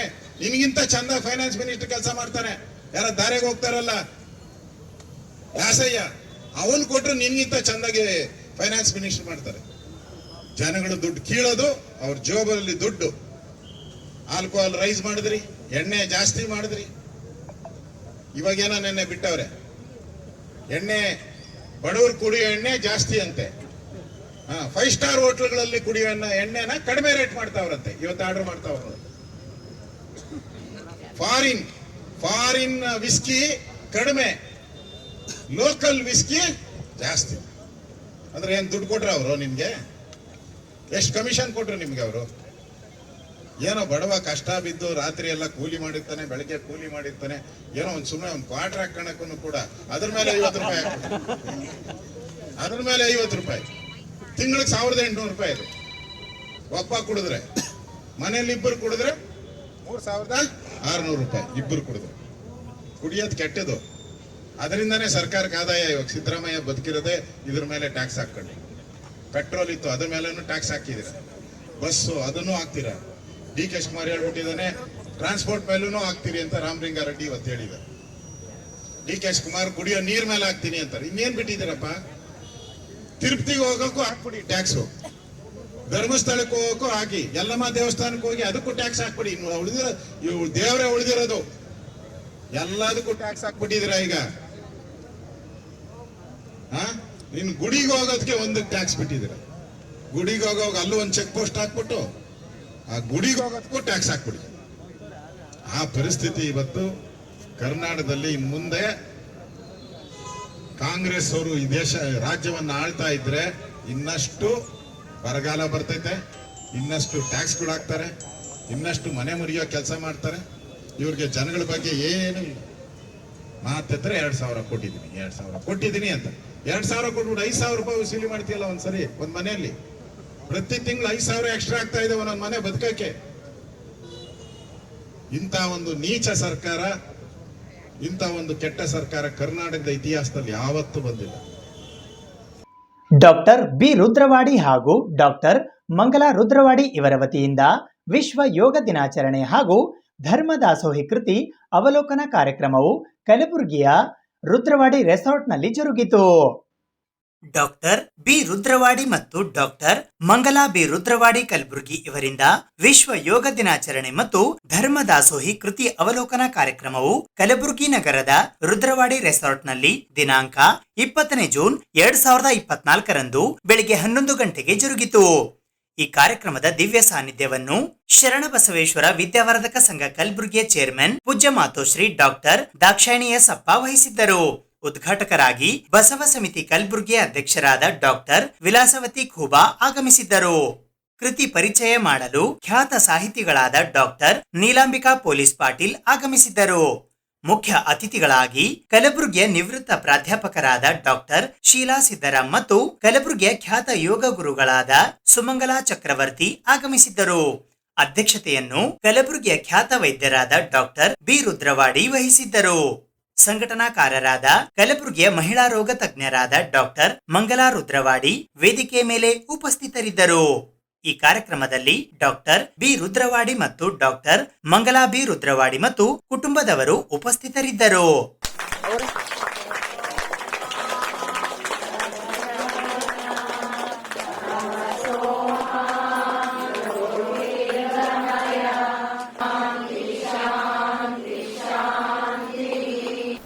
ಇಂದು ನಮ್ಮ ಮನೆತನಕ್ಕೆ ಬಹಳ ಶುಭ ದಿನ ಎಂದು ನಾನು ಭಾವಿಸುತ್ತೇನೆ. ಯಾಕಂದರೆ ನಮ್ಮ ಮನೆಗೆ ಶರಣಬಸವೇಶ್ವರ ಸಂಸ್ಥೆ ನಡೆದು ಬಂದಿದೆ. ಅಲ್ಲದೆ ನಮ್ಮ ತಾಯಿಯವರ ಮಹಾ ಜೀವನವನ್ನು ನೆನಪಿಸಿಕೊಳ್ಳುವ ದಿನ ಇದು ಆಗಿದೆ. ಹೀಗಾಗಿ ಇದರಿಂದ ಈ ವಿಶ್ವಯೋಗ ದಿನಾಚರಣೆ ಮತ್ತು ನಮ್ಮ ತಾಯಿಯವರ ಕುರಿತು ಬರೆದ ಧರ್ಮದಾಸೋಹಿ ಕೃತಿಯ ಅವಲೋಕನ ಕಾರ್ಯಕ್ರಮಕ್ಕೆ ದಿವ್ಯ ಸಾನ್ನಿಧ್ಯ ವಹಿಸಿದ್ದ ಪೂಜ್ಯ ಡಾಕ್ಟರ್ ದಾಕ್ಷಾಯಿಣಿ ಎಸ್ ಅಪ್ಪ ಅವರು ಒಂದೇ ಮಾತಿಗೆ ನನ್ನ ಮಾತನ್ನು ಒಪ್ಪಿಕೊಂಡಿದ್ದರು. ಅವರಿಗೆ ನಮ್ಮ ಕುಟುಂಬದ ಪರವಾಗಿ, ನಿಮ್ಮೆಲ್ಲರ ಪರವಾಗಿ ಆತ್ಮೀಯ ಭಕ್ತಿ ಸ್ವಾಗತವನ್ನು ಕೋರುತ್ತೇನೆ. ಆತ್ಮೀಯರೇ, ಇದೊಂದು ಮಹತ್ವದ ಕಾರ್ಯಕ್ರಮ. ಒಂದಡಿ ಯೋಗದ ಮಹತ್ವ ತಿಳಿದುಕೊಳ್ಳುವ ಕಾರ್ಯಕ್ರಮವಾಗಿದೆ, ಇನ್ನೊಂದಡಿ ಧರ್ಮದಾಸೋಹಿ ಕೃತಿಯ ಅವಲೋಕನ ಕಾರ್ಯಕ್ರಮ. ಇನ್ನೊಂದು ನಾನು ಮರ್ತಿದ್ದೀನಿ. ಈ ಕೃತಿಯನ್ನು ಅವಲೋಕನ ಮಾಡಿದವರು ನಮ್ಮವರೇ ಆದ ಈ ಮನೆಯ ಮಗಳಾದ ಡಾಕ್ಟರ್ ನೀಲಾಂಬಿಕಾ ಪೊಲೀಸ್ ಪಾಟೀಲ್ ಅವರು. ಅವರಿಗೆ ಆತ್ಮೀಯ ಸ್ವಾಗತ. She is the back bone, coordinator, supporter of this grantha and title is given by her, that is Dharmadasohi. I am sorry. ಆತ್ಮೀಯರೇ, ಇಂದೊಂದು ಮಹತ್ವದ ಕಾರ್ಯಕ್ರಮ. ಒಂದೆಡೆ ಯೋಗದ ಮಹತ್ವ ತಿಳಿದುಕೊಳ್ಳುವ ಕಾರ್ಯಕ್ರಮವಾದರೆ ಇನ್ನೊಂದೆಡೆ ಧರ್ಮದಾಸೋಹಿ ಕೃತಿಯ ಅವಲೋಕನ ಕಾರ್ಯಕ್ರಮ. ಯೋಗದ ದಿನಾಚರಣೆ ಪ್ರತಿ ವರ್ಷ ಮಾಡುತ್ತೇವೆ. ಈ ವರ್ಷ ನಮ್ಮ ತಾಯಿಯವರನ್ನು ಕುರಿತು ಈಗಾಗಲೇ ಬಿಡುಗಡೆಗೊಂಡ ಧರ್ಮದಾಸೋಹಿ ಕೃತಿಯ ಅವಲೋಕನ ಮಾಡುವ ಕಾರ್ಯಕ್ರಮ. ಸಿದ್ದರಾಮ ಶಿವಯೋಗಿಗಳು ಒಂದು ಕಡೆ ಹೇಳ್ತಾರೆ, ತಾ ಮಾಡಿದ ಹೆಣ್ಣು ತನ್ನ ತೊಡೆಯನ್ನೇರಿತು, ತಾ ಮಾಡಿದ ಹೆಣ್ಣು ತನ್ನ ತಲೆಯನ್ನೇರಿತು, ತಾ ಮಾಡಿದ ಹೆಣ್ಣು ಬ್ರಹ್ಮನ ನಾಲಿಗೆಯನ್ನೇರಿತು. ಅದೋ ಕಾರಣ ಹೆಣ್ಣು ಹೆಣ್ಣಲ್ಲ, ಹೆಣ್ಣು ರಾಕ್ಷಸಿಯಲ್ಲ, ಹೆಣ್ಣು ಸಾಕ್ಷಾತ ಕಪಿಲ ಸಿದ್ಧ ಮಲ್ಲಿಕಾರ್ಜುನ. ಈ ಮಾತು ಅವತ್ತು ಆ ಶರಣರು ಆಡಬೇಕಾಗಿತ್ತು. ಅಂದರೆ ಈ ದೇಶದಲ್ಲಿ ಹೆಣ್ಣು ಮಕ್ಕಳನ್ನು ಹೆಂಗೆ ನಡ್ಕೊಂಡು ಬಂದದ, ಇದೆಲ್ಲ ಇಲ್ಲಿ ಕುಳಿತಂತಹ ನೀವೆಲ್ಲರೂ ಅನುಭಾವಿಗಳೇ ಆಗಿದ್ರಿ. ಹೆಣ್ಣು ಹಂಗ, ಹೆಣ್ಣು ಹಿಂಗ, ಹೆಣ್ಣು ಅಂಥವಳು, ಹೆಣ್ಣು ಇಂಥವಳು, ಹಾಂಗ ಹಿಂಗ ಅಂಥೇಳಿ ಇಡೀ ಆಕಿನ ಚರಿತ್ರೆಗೆ ಕಪ್ಪು ಚುಕ್ಕಿಯನ್ನಿಟ್ಟು ಇತಿಹಾಸದಿಂದ ಅವಳ ಚರಿತ್ರೆಯನ್ನೇ ಮರೆಮಾಚಿದಂತಹ ಕಾಲದಲ್ಲಿ ಹೆಣ್ಣು ಮಗಳನ್ನು ಸಾಕ್ಷಾತ್ ಕಪಿಲ ಸಿದ್ಧ ಮಲ್ಲಿಕಾರ್ಜುನ ಅಂಥೇಳಿ ಹೆಣ್ಣು ಮಗಳಿಗೆ ಒಂದು ದೈವತ್ವದ ರೂಪ ತಂದು ಕೊಟ್ಟಂಥವರು ಅನುಭವ ಮಂಟಪದ ವಚನಕಾರರು. ಅವರ ನೆಲೆ ಕಲ್ಯಾಣ ಕರ್ನಾಟಕ, ಹೈದರಾಬಾದ್ ಕರ್ನಾಟಕದ ಈ ನೆಲೆ. ಇಂತಹ ನೆಲೆ 12ನೇ ಶತಮಾನದಿಂದ ಪ್ರಾರಂಭವಾಗಿ ಇಲ್ಲಿಯವರೆಗೂ ಸಹ ಈ ಭಾಗದ ಹೆಣ್ಣು ಮಕ್ಕಳು ಯಾವುದರಲ್ಲಿಯೂ ಕಡಿಮೆ ಇಲ್ಲ ಅಂತ ತಿಳಿಸ್ಕೊಡುವಂಥವರೇ ಈ ಧರ್ಮದಾಸೋಹಿ ಕೃತಿಯ ನಾಯಕಿಯಾಗಿರುವ ಶ್ರೀಮತಿ ಶಾಂತಾಬಾಯಿ ಗಣಪತರಾವ್ ಹಲವಾಯಿ ಅವರು, ಬೀದರದವರು. ಕೆಲವು ದಿನಗಳ ಹಿಂದೆ ನನಗೆ ಡಾಕ್ಟರ್ ಅಕ್ಕ ಅವರು, ಮಂಗಲಾ ರುದ್ರವಾಡಿಯವರು ಫೋನ್ ಮಾಡಿ ನಂಗೆ ಒಂದು ಪುಸ್ತಕ ಕಳಿಸ್ತೀನಿ ರೀ, ಅದಕ್ಕೊಂದು ಟೈಟಲ್ ಕೊಡ್ತೀರೇನ್ರಿ ಅಂತ ಕೇಳಿದರು. ನಾನಂದೆ, ನೋಡೋಣ್ರಿ ಅಕ್ಕ, ಕಳಿಸ್ರಿ, ಓದ್ತೀನಿ, ಓದ್ಮೇಲೆ ನೋಡೋಣ ಅಂತ ಅಂದಾಗ ಕಳಿಸ್ಕೊಟ್ರು ಅವರು. ಓದ್ದೆ ನಾನು. ನನಗೆ ಸತ್ಯವಾಗಿ ಈ ಮಾತನ್ನು ನಾನು ಇವತ್ತು ನಿಮ್ಮ ಮುಂದೆ ಬಿಚ್ಚಿಡ್ತಾ ಇದ್ದೀನಿ. ನನಗೆ ಇದನ್ನು ಓದಿದ ಮೇಲೆ ಇಷ್ಟು ಒಂಥರ ನನಗೆ ಇಷ್ಟು ಆಶ್ಚರ್ಯ ಆಯಿತು. ಇವತ್ತು ಏನು ಮಾಡಲಾರ್ದೇನೆ ಯಾವೊಂದು ಕೆಲಸದಲ್ಲಿ ಭಾಗಿಯಾಗಲಾರ್ದೇ ಏನೇನೋ ಮಾಡಿಕೊಳ್ಳುವಂತಹ ಕಾಲದಲ್ಲಿ ಯಾವೊಂದು ಅಪೇಕ್ಷೆ ಇಲ್ಲದೆ, ಯಾವ ವಿಷಯವೂ ಇಲ್ಲದೆ, ಯಾವ ಪ್ರಶಸ್ತಿ ಪದವಿಗಳಿಗೂ ಆಸೆ ಮಾಡಲಾರ್ದೆ, ಯಾವ ದುಡ್ಡು ರೂಪಾಯಿಗಳಿಗೂ ಆಸೆ ಮಾಡಲಾರ್ದೇ ಏಕೈಕಳಾಗಿ ಹೋರಾಟ ಮಾಡಿ ಈ ಬಸವ ತತ್ವವನ್ನು ಎಲ್ಲೆಲ್ಲಿ ಮೆರೆದರಲ್ಲ ಈ ತಾಯಿ, ಇವರಿಗೆ ಎಂತಹ ಒಂದು ನಾವು ಶೀರ್ಷಿಕೆ ಕೊಡಬೇಕು ಅಂಥೇಳಿ ಒಂದು 3 ದಿನ ನನ್ನ ತಲೆಯಲ್ಲಿ ನಡೆಯುತ್ತದೆ. ಶಾಂತಾಬಾಯಿ ಮಹಿಳಾ ಮಂಡಳಿ ಅಂತ ನಾವೆಲ್ಲ ಪ್ರೈಮರಿ ಸ್ಕೂಲ್ನಾಗಿದ್ದೆ ಅವಾಗ. ಸೊ ಎತ್ತಣ ಪ್ರಭುದೇವರ ಒಂದು ವಚನ ಬರ್ತದೆ, ಎತ್ತಣ ಮಾಮದ ಎತ್ತಣ ಕೋಗಿಲೆ ಅಂತ. ಸೊ ನಮ್ಮ ಕುಟುಂಬಕ್ಕೂ ಮತ್ತು ಇವರು ಶಾಂತಾಬಾಯಿ ಅವ್ರ ಕುಟುಂಬಕ್ಕೂ ಹೆಂಗೆ ಯೋಗ ಬಂತು. ಅಪ್ಪ ಅವರಿಗೆ ಬೀದರ್ಗೆ ಟ್ರಾನ್ಸ್ಫರ್ ಆಗಿತ್ತು, ನಿಜಲಿಂಗಪ್ಪನಕ್ಕೆ ಬೀದರ್ಗೆ ಯಾರೂ DC ಹೋಗ್ಲಿಕ್ಕೆ ರೆಡಿ ಇದ್ದಲ್ಲ, ನೀವು ಹೋಗ್ತೀರಾ ಅಂತ. ನಮ್ಮ ತಂದೆ ಬಸವಪ್ಪ ಅಲ್ಲೂರು ನನಗೆ ಸೇವಾ ಮಾಡೋದು ಎಲ್ಲರೂ ಕೊಡ್ತೀನಂತೆ. ದಿನಕ್ಕೆ 1 ತಾಸು ಲೈಟು, ಅದು ಜನ್ರೇಟರ್ ಮೇಲೆ, ನೀರಂತೂ ಇಲ್ಲ. ಭಾಳ ಎಲ್ಲಕ್ಕಿಂತ ಹಿಂದುಳಿದ ಜಿಲ್ಲೆಗಳಲ್ಲಿ ಬೀದರಾಗಿತ್ತು. ಆದರೆ ಅಲ್ಲಿ ಹೋಗಿದ್ವಿ, ಒಂದೊಂದು ರತ್ನ ಮುತ್ತು ಅಕ್ಕವ್ರು ಹೇಳ್ದಂಗೆ ಅಲ್ಲಿ ಎಷ್ಟು ಜನ ಒಳ್ಳೆಯವರಿದ್ದರು, ಎಷ್ಟು ಜನ ಮುಂದಕ್ಕೆ ಬಂದರು. ಅಪ್ಪ ಬಹಳಷ್ಟು ಕಳ್ಕಳಿಂದ ಅದೆಲ್ಲ ಡೀಟೇಲ್ಸ್ ಹೇಳಲಿಕ್ಕೆ ಟೈಮ್ ಇಲ್ಲ. ಆದರೆ ಈ ಮಹಿಳಾ ಸಮಾಜ ಏನು ಮಾಡಿದ್ರು, ಎಲ್ಲ ಹೆಣ್ಮಕ್ಳು ಬರಬೇಕು, ಮುಂದುವರಿಬೇಕಂತೇಳಿ. ಆಮೇಲೆ ಅವರ 12 ಜನ ಮಕ್ಕಳು, ನಾವು ಏನು ಕಮ್ಮಿ, ನಾವು 9 ಜನ ಮಕ್ಕಳು, 6 ಮಂದಿ ಗಂಡು ಮಕ್ಕಳು, 3 ಮಂದಿ ಹೆಣ್ಮಕ್ಳು. ಅಂದರೆ ನಾವು ಇಷ್ಟು ಪ್ರೀತಿಯಿಂದ, ಎಷ್ಟು ಎಳೆ ವಯಸ್ಸು. ಇವತ್ತು ಇವರು ಮಂಗಲ ಅಂತಿದ್ರು, ಇದೆಲ್ಲ ಹೆಂಗೆ ಬರ್ದ್ರಿ ನೀವು? ಇವತ್ತಂದರೆ ನಂಗೆ ಶಾಂತಾಬಾಯಿ ಅವ್ರು ಇಲ್ಲೇ ಕುಂತಾರ, ಇಲ್ಲೇ ನಮ್ಮ ಜೊತೆ ಮಾತಾಡ್ಲಿಕ್ಕತ್ತಾರ, ಅಥವಾ ನಮ್ಮ ಜೊತೆಗೆ ಅವ್ರ ಪಂಚಭೂತ ದೇಹ ಅಳೆದು ಹೋಗಿರ್ಬೋದು, ಆದರೆ ಅವರ ಆತ್ಮ ಇಲ್ಲೇ ಸುಳ್ಳಾಡ್ತಾ ಇದೆ. ಎಲ್ಲ ನಮ್ಮೆಲ್ಲರೂ ನೋಡಿ ಸಂತೋಷ ಪಡ್ತಾ ಇದೆ ಅಂತ. ನೀವು ಒಳ್ಳೆಯ ಚೈತನ್ಯ, ಶುಭ್ರವಾಗಿ ತಾಯಿ ರೂಪವಾಗಿ ಕಂಡ್ರೆ ನೀವೆಲ್ಲರೂ ನನಗೆ ಬಂದ್ಕೊಳ್ಳಿ, ಚಂದ ಅನ್ನಿಸ್ತು ನೋಡ್ಕೊಳ್ಳಿ. ಈ ತಾಯಿ ಮಾತೃಶಕ್ತಿಗೆ ಜೋರಾದ ಚಪ್ಪಳೆ ನಾವೆಲ್ಲರೂ ತಟ್ಟೋಣ. ಮಾತೃಶಕ್ತಿಗೆ ಈ ಮಾತೃಶಕ್ತಿ ಮ್ಯಾಗೆ ಈ ಜಗತ್ತು ನಿಂತಿದೆ ಅಂದ್ರೆ ನನಗೆ ತಪ್ಪಾಗಂಗಿಲ್ಲ ಅನ್ನಿಸ್ತದೆ. ಇವತ್ತೇನು ಈ ಬೆಳಕದ, ಈ ಗಾಳಿ ಅದ, ಈಗ ಜೀವನ ಅದ, ನಾವು ಹುಟ್ಟೋದ್ರೆ ತಾಯಿ ಮುಖಾಂತರನೇ ಈ ಜೀವನ ಅದ, ಜೀವ ಅದ. ಇಂಥ ಎಲ್ಲ ಶಕ್ತಿ ಇರೋದೇ ಈ ತಾಯಿ ಮಾತೃಶಕ್ತಿಗಿದೆ. ಇಂಥ ಮಾತೃಶಕ್ತಿಗೆ ನಾವು ತಲೆ ಬಾಗಲೇಬೇಕು. ಈ ಧರ್ಮದಾಸೋಹಿ ಶಾಂತಾಬಾಯಿ ಅವ್ವ ಅವರ ಇಂಥ ಈ ತಪಸ್ಸು ನೋಡಿ ನಾವು ಎಲ್ಲರೂ ತಲೆ ಬಾಗಿಸುವಂಥ ಕಾರ್ಯ ಮಾಡಿದ್ದಾರೆ. ಈ ಕಾರ್ಯಕ್ರಮಕ್ಕೆ ನಂಗೆ ಭಾಗ್ಯ ಮಾಡಿದ್ದಕ್ಕೆ ಅಕ್ಕವರಿಗೆ ನಾನು ಭಾಳ ಧನ್ಯವಾದನ ಪೂರಿಸುತ್ತೇನೆ. ಇದು ನನ್ನ ಪುಣ್ಯ, ನನ್ನ ಭಾಗ್ಯ ಅಂತ ಹೇಳಿ ನನಗೆ ಅನ್ನಿಸ್ತಾ ಇದೆ. ಇಂದು ಯೋಗ ದಿನ. ಮೊದಲಿಗೆ ನಿಮ್ಮೆಲ್ಲರಿಗೂ ಆ ದಿನದ ಹಾರ್ದಿಕ ಶುಭಾಶಯವನ್ನು ಕೋರುತ್ತೇನೆ. ವಿಶ್ವದ ಯೋಗ ದಿನ ಇವತ್ತು. ಯೋಗ ಆತ್ಮ ಮತ್ತು ದೇಹ ಎರಡನ್ನೂ ಶುದ್ಧ ಮಾಡುತ್ತದೆ. ನಾನು ದಿನ ಎಲ್ಲ ಕೆಲಸ ಬಿಡ್ತೇನೆ, ಯಾರು ಬಂದರೂ ಬಿಟ್ಟಂಗಿಲ್ಲ. ಫಸ್ಟ್ 1 ತಾಸು ನನ್ನ ಆರೋಗ್ಯ ಆ್ಯಕ್ಚುಲಿ ಭಾಳ ವೀಕ್ ಆಗಕತ್ತಿತ್ತು. ನಂದು ಇದನ್ನು ಕಳ್ಕೊಳಕತ್ತಿದ್ದೆ, ಚೈತನ್ಯನು. ಯಾರೋ ಬಂದು ನೀವು ಯೋಗ ಮಾಡಿರಿ ಅವರೊಂದನ್ನ ಎಲ್ಲ ಕೆಲಸ ಬಿಟ್ಟು ಬರೀ ಯೋಗನೇ 1 ತಾಸು ಮಾಡಕತ್ತೀನಿ. ಸದೃಢ ಚೈತನ್ಯವಾಗಿ ಇಡುತ್ತದೆ ಯೋಗ. ಯೋಗ ಆರೋಗ್ಯ, ಆಯುಷ್ಯ ಮತ್ತು ಮಾನಸಿಕತೆ ಶಾಂತತೆ ಕೊಡ್ತದೆ. ನಾವೆಲ್ಲರೂ ಹೋದ್ರೆ ಒಂದು ಸೀರೆ ತೊಗೊಂಡ್ರೆ 1-2 ದಿನ ಹಾಕೊಂಡು ಖುಷಿ ಪಡ್ತೀವಿ, ಆನಂದ ಪಡ್ತೀವಿ. ಒಂದು ಒಡೆಯ ತೊಗೊಂಡ್ರೆ 1-2 ದಿನ ಅದು ಬೇಸರ ಬಂದುಬಿಡ್ತದೆ. ಆದರೆ ಯೋಗ ಮಾಡೋದ್ರಿಂದ ಕೊನೆ ತನಕ ನೀವು ಆನಂದಂಗೆ ಇರ್ತೀರ. ಅದಕ್ಕೆ ಯೋಗ ಬಿಡಬೇಡ್ರಿ, ಮಾನಸಿಕವಾಗಿ ದೈವವಾಗಿ ಯೋಗ ಮಾಡಿರಿ ಅಂತ ಹೇಳ್ಬೋದು ನಾನು. ಮಾಧ್ಯಮದ ಹಿರಿಯರುಗಳಾದ ಪದ್ಮ ವಿಭೂಷಣ ಪ್ರಶಸ್ತಿ ಪುರಸ್ಕೃತರಾದ ರಾಮೋಜಿರಾವ್ ಹಾಗೂ ರಾಜ್ಯೋತ್ಸವ ಪ್ರಶಸ್ತಿ ಪುರಸ್ಕೃತರಾದ ಮತ್ತಿಹಳ್ಳಿ ಮದನ್ ಮೋಹನ್ ಅವರಿಗಾಗಿ ಕರ್ನಾಟಕ ಕಾರ್ಯನಿರತ ಪತ್ರಕರ್ತರ ಸಂಘದ ವತಿಯಿಂದ ಬೆಂಗಳೂರಿನ KG ರಸ್ತೆಯ ಕಂದಾಯ ಭವನದ 3ನೇ ಮಹಡಿಯಲ್ಲಿ ಇರುವ KUWJ ಸಭಾಂಗಣದಲ್ಲಿ ನುಡಿನಮನ ಕಾರ್ಯಕ್ರಮವನ್ನು ಹಮ್ಮಿಕೊಳ್ಳಲಾಗಿತ್ತು. ಕರ್ನಾಟಕ ಕಾರ್ಯನಿರತ ಪತ್ರಕರ್ತರ ಸಂಘದ ವತಿಯಿಂದ ಮಾಧ್ಯಮದ ಹಿರಿಯರುಗಳಾದ ಪದ್ಮ ವಿಭೂಷಣ ಪುರಸ್ಕೃತರಾದ ರಾಮೋಜಿರಾವ್ ಹಾಗೂ ರಾಜ್ಯೋತ್ಸವ ಪ್ರಶಸ್ತಿ ಪುರಸ್ಕೃತರಾದ ಮತ್ತಿಹಳ್ಳಿ ಮದನ್ ಮೋಹನ್ ಇವರಿಗಾಗಿ ನುಡಿನಮನ ಕಾರ್ಯಕ್ರಮವು ದಿನಾಂಕ 19 ಜೂನ್ 2024 ಬುಧವಾರದಂದು ಬೆಳಿಗ್ಗೆ 11 ಗಂಟೆಗೆ ಬೆಂಗಳೂರಿನ KG ರಸ್ತೆಯ ಕಂದಾಯ ಭವನದ 3ನೇ ಮಹಡಿಯಲ್ಲಿ ಇರುವ KUWJ ಸಭಾಂಗಣದಲ್ಲಿ ಜರುಗಿತು. ಈ ನುಡಿನಮನ ಕಾರ್ಯಕ್ರಮದಲ್ಲಿ ಶ್ರದ್ಧಾಂಜಲಿ ನುಡಿಗಳನ್ನಾಡಲು ಅವಧಿ ಸಂಪಾದಕರಾದ GN ಮೋಹನ್, ನ್ಯೂಸ್ ಫಸ್ಟ್ ಕನ್ನಡದ MD ಮತ್ತು CEO S ರವಿಕುಮಾರ್ ಹಾಗೂ ದ ಫೆಡರಲ್ ಕನ್ನಡದ ಮುಖ್ಯಸ್ಥರಾದ ಮುರಳೀಧರ್ ಖಜಾನೆ ಆಗಮಿಸಿದ್ದರು. ಈ ಸಂದರ್ಭದಲ್ಲಿ KUWJ ಅಧ್ಯಕ್ಷರಾದ ಶಿವಾನಂದ ತಗಡೂರು, ಪ್ರಧಾನ ಕಾರ್ಯದರ್ಶಿಗಳಾದ GC Lokesh, ಉಪಾಧ್ಯಕ್ಷರುಗಳಾದ Pundalik B Baloji, Ajjamada Ramesh Kuttappa, Bhavani Singh M Thakur, ಕಾರ್ಯದರ್ಶಿಗಳಾದ ಮತ್ತಿಕೆರೆ ಜಯರಾಮ್, ಸೋಮಶೇಖರ್ ಕೆರೆಗೂಡು, ನಿಂಗಪ್ಪ ಚಾವಡಿ, ಖಜಾಂಚಿಗಳಾದ ವಾಸುದೇವ್ ಹಳ್ಳ ಸೇರಿದಂತೆ KUWJಯ ಇತರೆ ಸದಸ್ಯರುಗಳು ಉಪಸ್ಥಿತರಿದ್ದರು. ಒಂದು ಪ್ರಜಾವಾಣಿ ದ ಪ್ರಿಂಟರ್ಸ್ ಮೈಸೂರು ಲಿಮಿಟೆಡ್ನ ಪ್ರಧಾನ ಸಂಪಾದಕರಾಗಿದ್ದ KN ಹರಿಕುಮಾರ್ ಅವರು. ಆ ನಂತರದಲ್ಲಿ ಟೆಲಿವಿಷನ್ ಮಾಧ್ಯಮಕ್ಕೆ ಜಂಪ್ ಆಗುವಾಗ ನನಗಿದ್ದ ಮೊದಲ ಮತ್ತು ಏಕೈಕ ಆತಂಕ ಅದೇನೆ. ಒಂದು ಅತ್ಯದ್ಭುತವಾದ ಸಂಪಾದಕೀಯ ಸ್ವಾತಂತ್ರ್ಯವನ್ನು ಕೊಡ್ತಾ ಇದ್ದಂಥ ಸಂಸ್ಥೆಯಲ್ಲಿ ನನಗೆ ಬೇಕಾದ ಎಲ್ಲವನ್ನೂ ಅಭಿವ್ಯಕ್ತಿಸ್ತಾ ಇದ್ದಂಥವನು. ಸೊ ದೃಶ್ಯ ಮಾಧ್ಯಮ ಅಂದರೆ ಎಲ್ಲರಿಗೂ ಗೊತ್ತಿರುವ ಹಾಗೆ ಅದು TRPಯ ಬೆನ್ನನ್ನು ಬೀಳುವಂಥ ಒಂದು ದೃಶ್ಯ ಮಾಧ್ಯಮದಲ್ಲಿ ಸೊ ನಾನು ಹೇಗೆ ಆ ಒಂದು ಸ್ವಾತಂತ್ರ್ಯ ಇಲ್ಲದೆ ಮಾಡೋಕ್ಕಾಗತ್ತೆ ಅನ್ನುವ ಒಂದು ಆತಂಕದೊಂದಿಗೆ ನಾನು ಒಳಗಡೆ ಹೆಜ್ಜೆ ಇಟ್ಟೆ.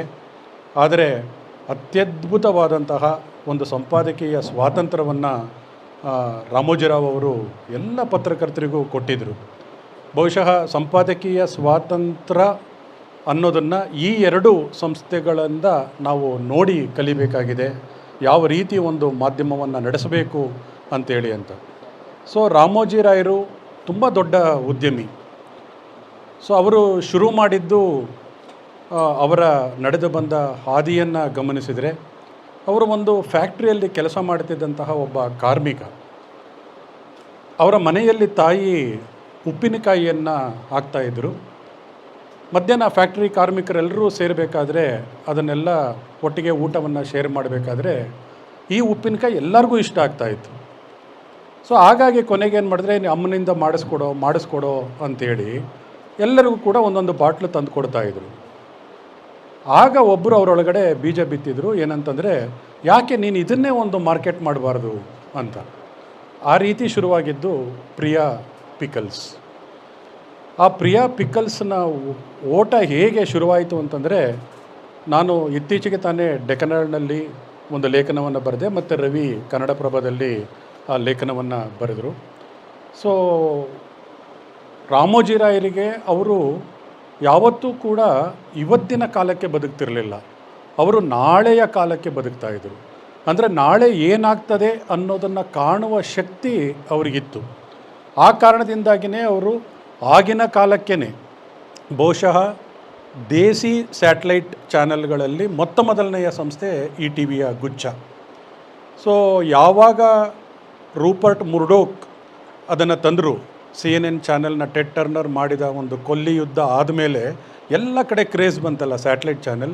ಅವಾಗಿನ್ನೂ ಇದು ಏನು ಅಂತ ನೋಡುವಾಗಲೇ ರಾಮೋಜಿ ರಾಯರು ಅದನ್ನು ಕೈಗೆತ್ತಿಕೊಂಡು 13 ಚಾನೆಲ್ಗಳನ್ನು ಸ್ಥಾಪಿಸುವವರೆಗೆ ಹೋದರು. ಅದಕ್ಕಿಂತ ಮುಂಚೆ ಅವರು ಶುರು ಮಾಡಿದ್ದು ವಿಶಾಖಪಟ್ಟಣಕ್ಕೆ ಹೋದಾಗ ಉಳ್ಕೊಳ್ಳೋದಕ್ಕೆ ಸರಿಯಾದಂತಹ ಒಂದು ಹೋಟೆಲ್ ಕೂಡ ಇರಲಿಲ್ಲ. ಆವಾಗ ಅವರು ಶುರು ಮಾಡಿದರು ಈ ಡಾಲ್ಫಿನ್ ಸಮೂಹದ ಹೋಟೆಲ್ಗಳನ್ನು. ಬೆಳಗ್ಗೆ ಓದೋಣ ಅಂದರೆ ಪೇಪರ್ ಸಿಗ್ತಿರಲಿಲ್ಲ. ಸೊ ಆವಾಗ ತುಂಬ ಜನಪ್ರಿಯ ಇದ್ದಿದ್ದು ಇಂಡಿಯನ್ ಎಕ್ಸ್ಪ್ರೆಸ್. ಅವ್ರಿಗೆ ಮಾತಾಡಿದರು, ಸರ್ ಬೆಳಗ್ಗೆ ಪೇಪರ್ ಬರೋ ಥರ ಮಾಡಿ ಅಂತ. ಯಾಕೆಂದರೆ 2 ದಿನ ಆದಮೇಲೆ ಬರ್ತಾಯಿತ್ತು. ಅವರೇನು ಅದಕ್ಕೆ ಗಮನ ಕೊಡಲಿಲ್ಲ ಅಂಥೇಳಿ ಸೊ ಇವರೇ ಅದನ್ನು ಶುರು ಮಾಡಿದ್ರು. ಈನಾಡು ಪತ್ರಿಕೆ ಅದು ವಿಶಾಖಪಟ್ಟಣಮಿಂದ ಶುರುವಾಯಿತು. ಸೊ ಎಲ್ಲರೂ ಕೂಡ ಹೈದರಾಬಾದ್ ಕೇಂದ್ರಿತವಾಗಿರುವಂಥ ಸಂದರ್ಭದಲ್ಲಿ ಸೊ ವಿಶಾಖಪಟ್ಟಣಮಿಂದ ಒಂದು ಪತ್ರಿಕೆಯನ್ನು ಶುರು ಮಾಡಿ ದೇಶದ ಅತ್ಯಂತ ಹೆಚ್ಚು ಪ್ರಸಾರ ಇದ್ದ ಪ್ರಾದೇಶಿಕ ಪತ್ರಿಕೆ ಅನ್ನುವ ರೆಕಾರ್ಡನ್ನು ಹಲವು ಕಾಲ ಅದು ಇಟ್ಕೊಂಡಿತ್ತು. ಭಾವುಕತೆ ಉಕ್ಸುವಂಥ ಒಂದು ಸಂದರ್ಭ ಇದು ನಂಬರ್ 1. ಎರಡನೇದು, ನಾನು ರಾಮೋಜಿರಾವ್ನ ಬಗ್ಗೆ ಕೇಳಿದ್ದಷ್ಟೇ ಗೊತ್ತು. ಒಂದು ಆಕಸ್ಮಿಕದಲ್ಲಿ ನಾನು ಕೂಡ ETV ಸೇರೋ ಸಂದರ್ಭ ಬಂದುಬಿಟ್ಟಿತ್ತು ಒಂದು ಕಾಲದಲ್ಲಿ. ಅದನ್ನು ತುಂಬ ಜನಕ್ಕೆ ಹೇಳಿಲ್ಲ. ಗೌರಿ ಅಂತ ಕಾಣಿಸುತ್ತೆ, ಬಹುಶಃ ಡೆಲ್ಲಿನಲ್ಲಿದ್ಲು ಆವಾಗ. ಗೌರಿನ ಫೋನ್ ಮಾಡಿದೆ. ಆವಾಗ ಪ್ರಜಾವಾಣಿನಲ್ಲಿ ಕೆಲಸ ಮಾಡ್ತಾಯಿದ್ದೆ. ನಾನಾ ಕಾರಣಗಳಿಂದ ಬಿಡಬೇಕು ಕೆಲಸ ಅಂತ ಅನಿಸಿತ್ತು. ಆ ಹೊತ್ತಲ್ಲಿ ಗೌರಿಗೆ ಫೋನ್ ಮಾಡಿದೆ, ಈ ಥರ ಇದೆ, ಏನು ಮಾಡಲಿ ಅಂತ. ಗೌರಿ ನನಗೆ ತುಂಬ ಹಿಂದಿಂದ ಪರಿಚಯ. ಆ ಥರ ಗೌರಿ ಹೇಳಿಲ್ಲ, ಬ್ಯಾಡ ಕಣ, ಬರಬೇಡ, ನಿನಗೆ ಪ್ರಿಂಟೇ ಸರಿ, ನೀನು ಯಾವ ಕಾರಣಕ್ಕೂ ನಿನಗೆ ಈ ಟೆಲಿವಿಷನ್ ಆಗಿ ಬರೋದಿಲ್ಲ, ನೀ ಬರಬೇಡ ಅಂತ. ಸೊ ಹಾಗಾಗಿ ನಾನು ರಾಮೋಜಿರಾವ್ ಅವ್ರ ಜೊತೆ ಕೆಲಸ ಮಾಡೋಂಥ ಒಂದು ಇದನ್ನು ಕಳ್ಕೊಂಡೆ. ಎರಡನೇದು, ಮತ್ತೆ ನಾನು ಪ್ರಜಾವಾಣಿಯಿಂದ ಹೊರಗಡೆ ಬಂದಿದ್ದು ಕೂಡ ಸಣ್ಣದಿದು ಮೋಹನ. ನಾನು ಬಿಡಲೇಬೇಕು ಅಂತ ಹೇಳಿ ತೀರ್ಮಾನ ಮಾಡಿದಾಗ ಹೊರಗಡೆ ಬಂದು ಆವಾಗ ಬಿಟ್ಬಿಡು, ನೀನು ಧೈರ್ಯ ಮಾಡು ಅಂತ ಹೇಳಿ ಮೋಹನ ಬಿಡಿಸಿದ್ದು. ಸೊ 2 ಕಾರಣದಿಂದ ಮೋಹನ ನನ್ನ ಬದುಕಿನ ದಾರಿಯನ್ನು ಬದಲಿಸಿದ ಅಂತ ಹೇಳ್ಬೋದು ನಾನಿಲ್ಲಿ. ಇದು 2.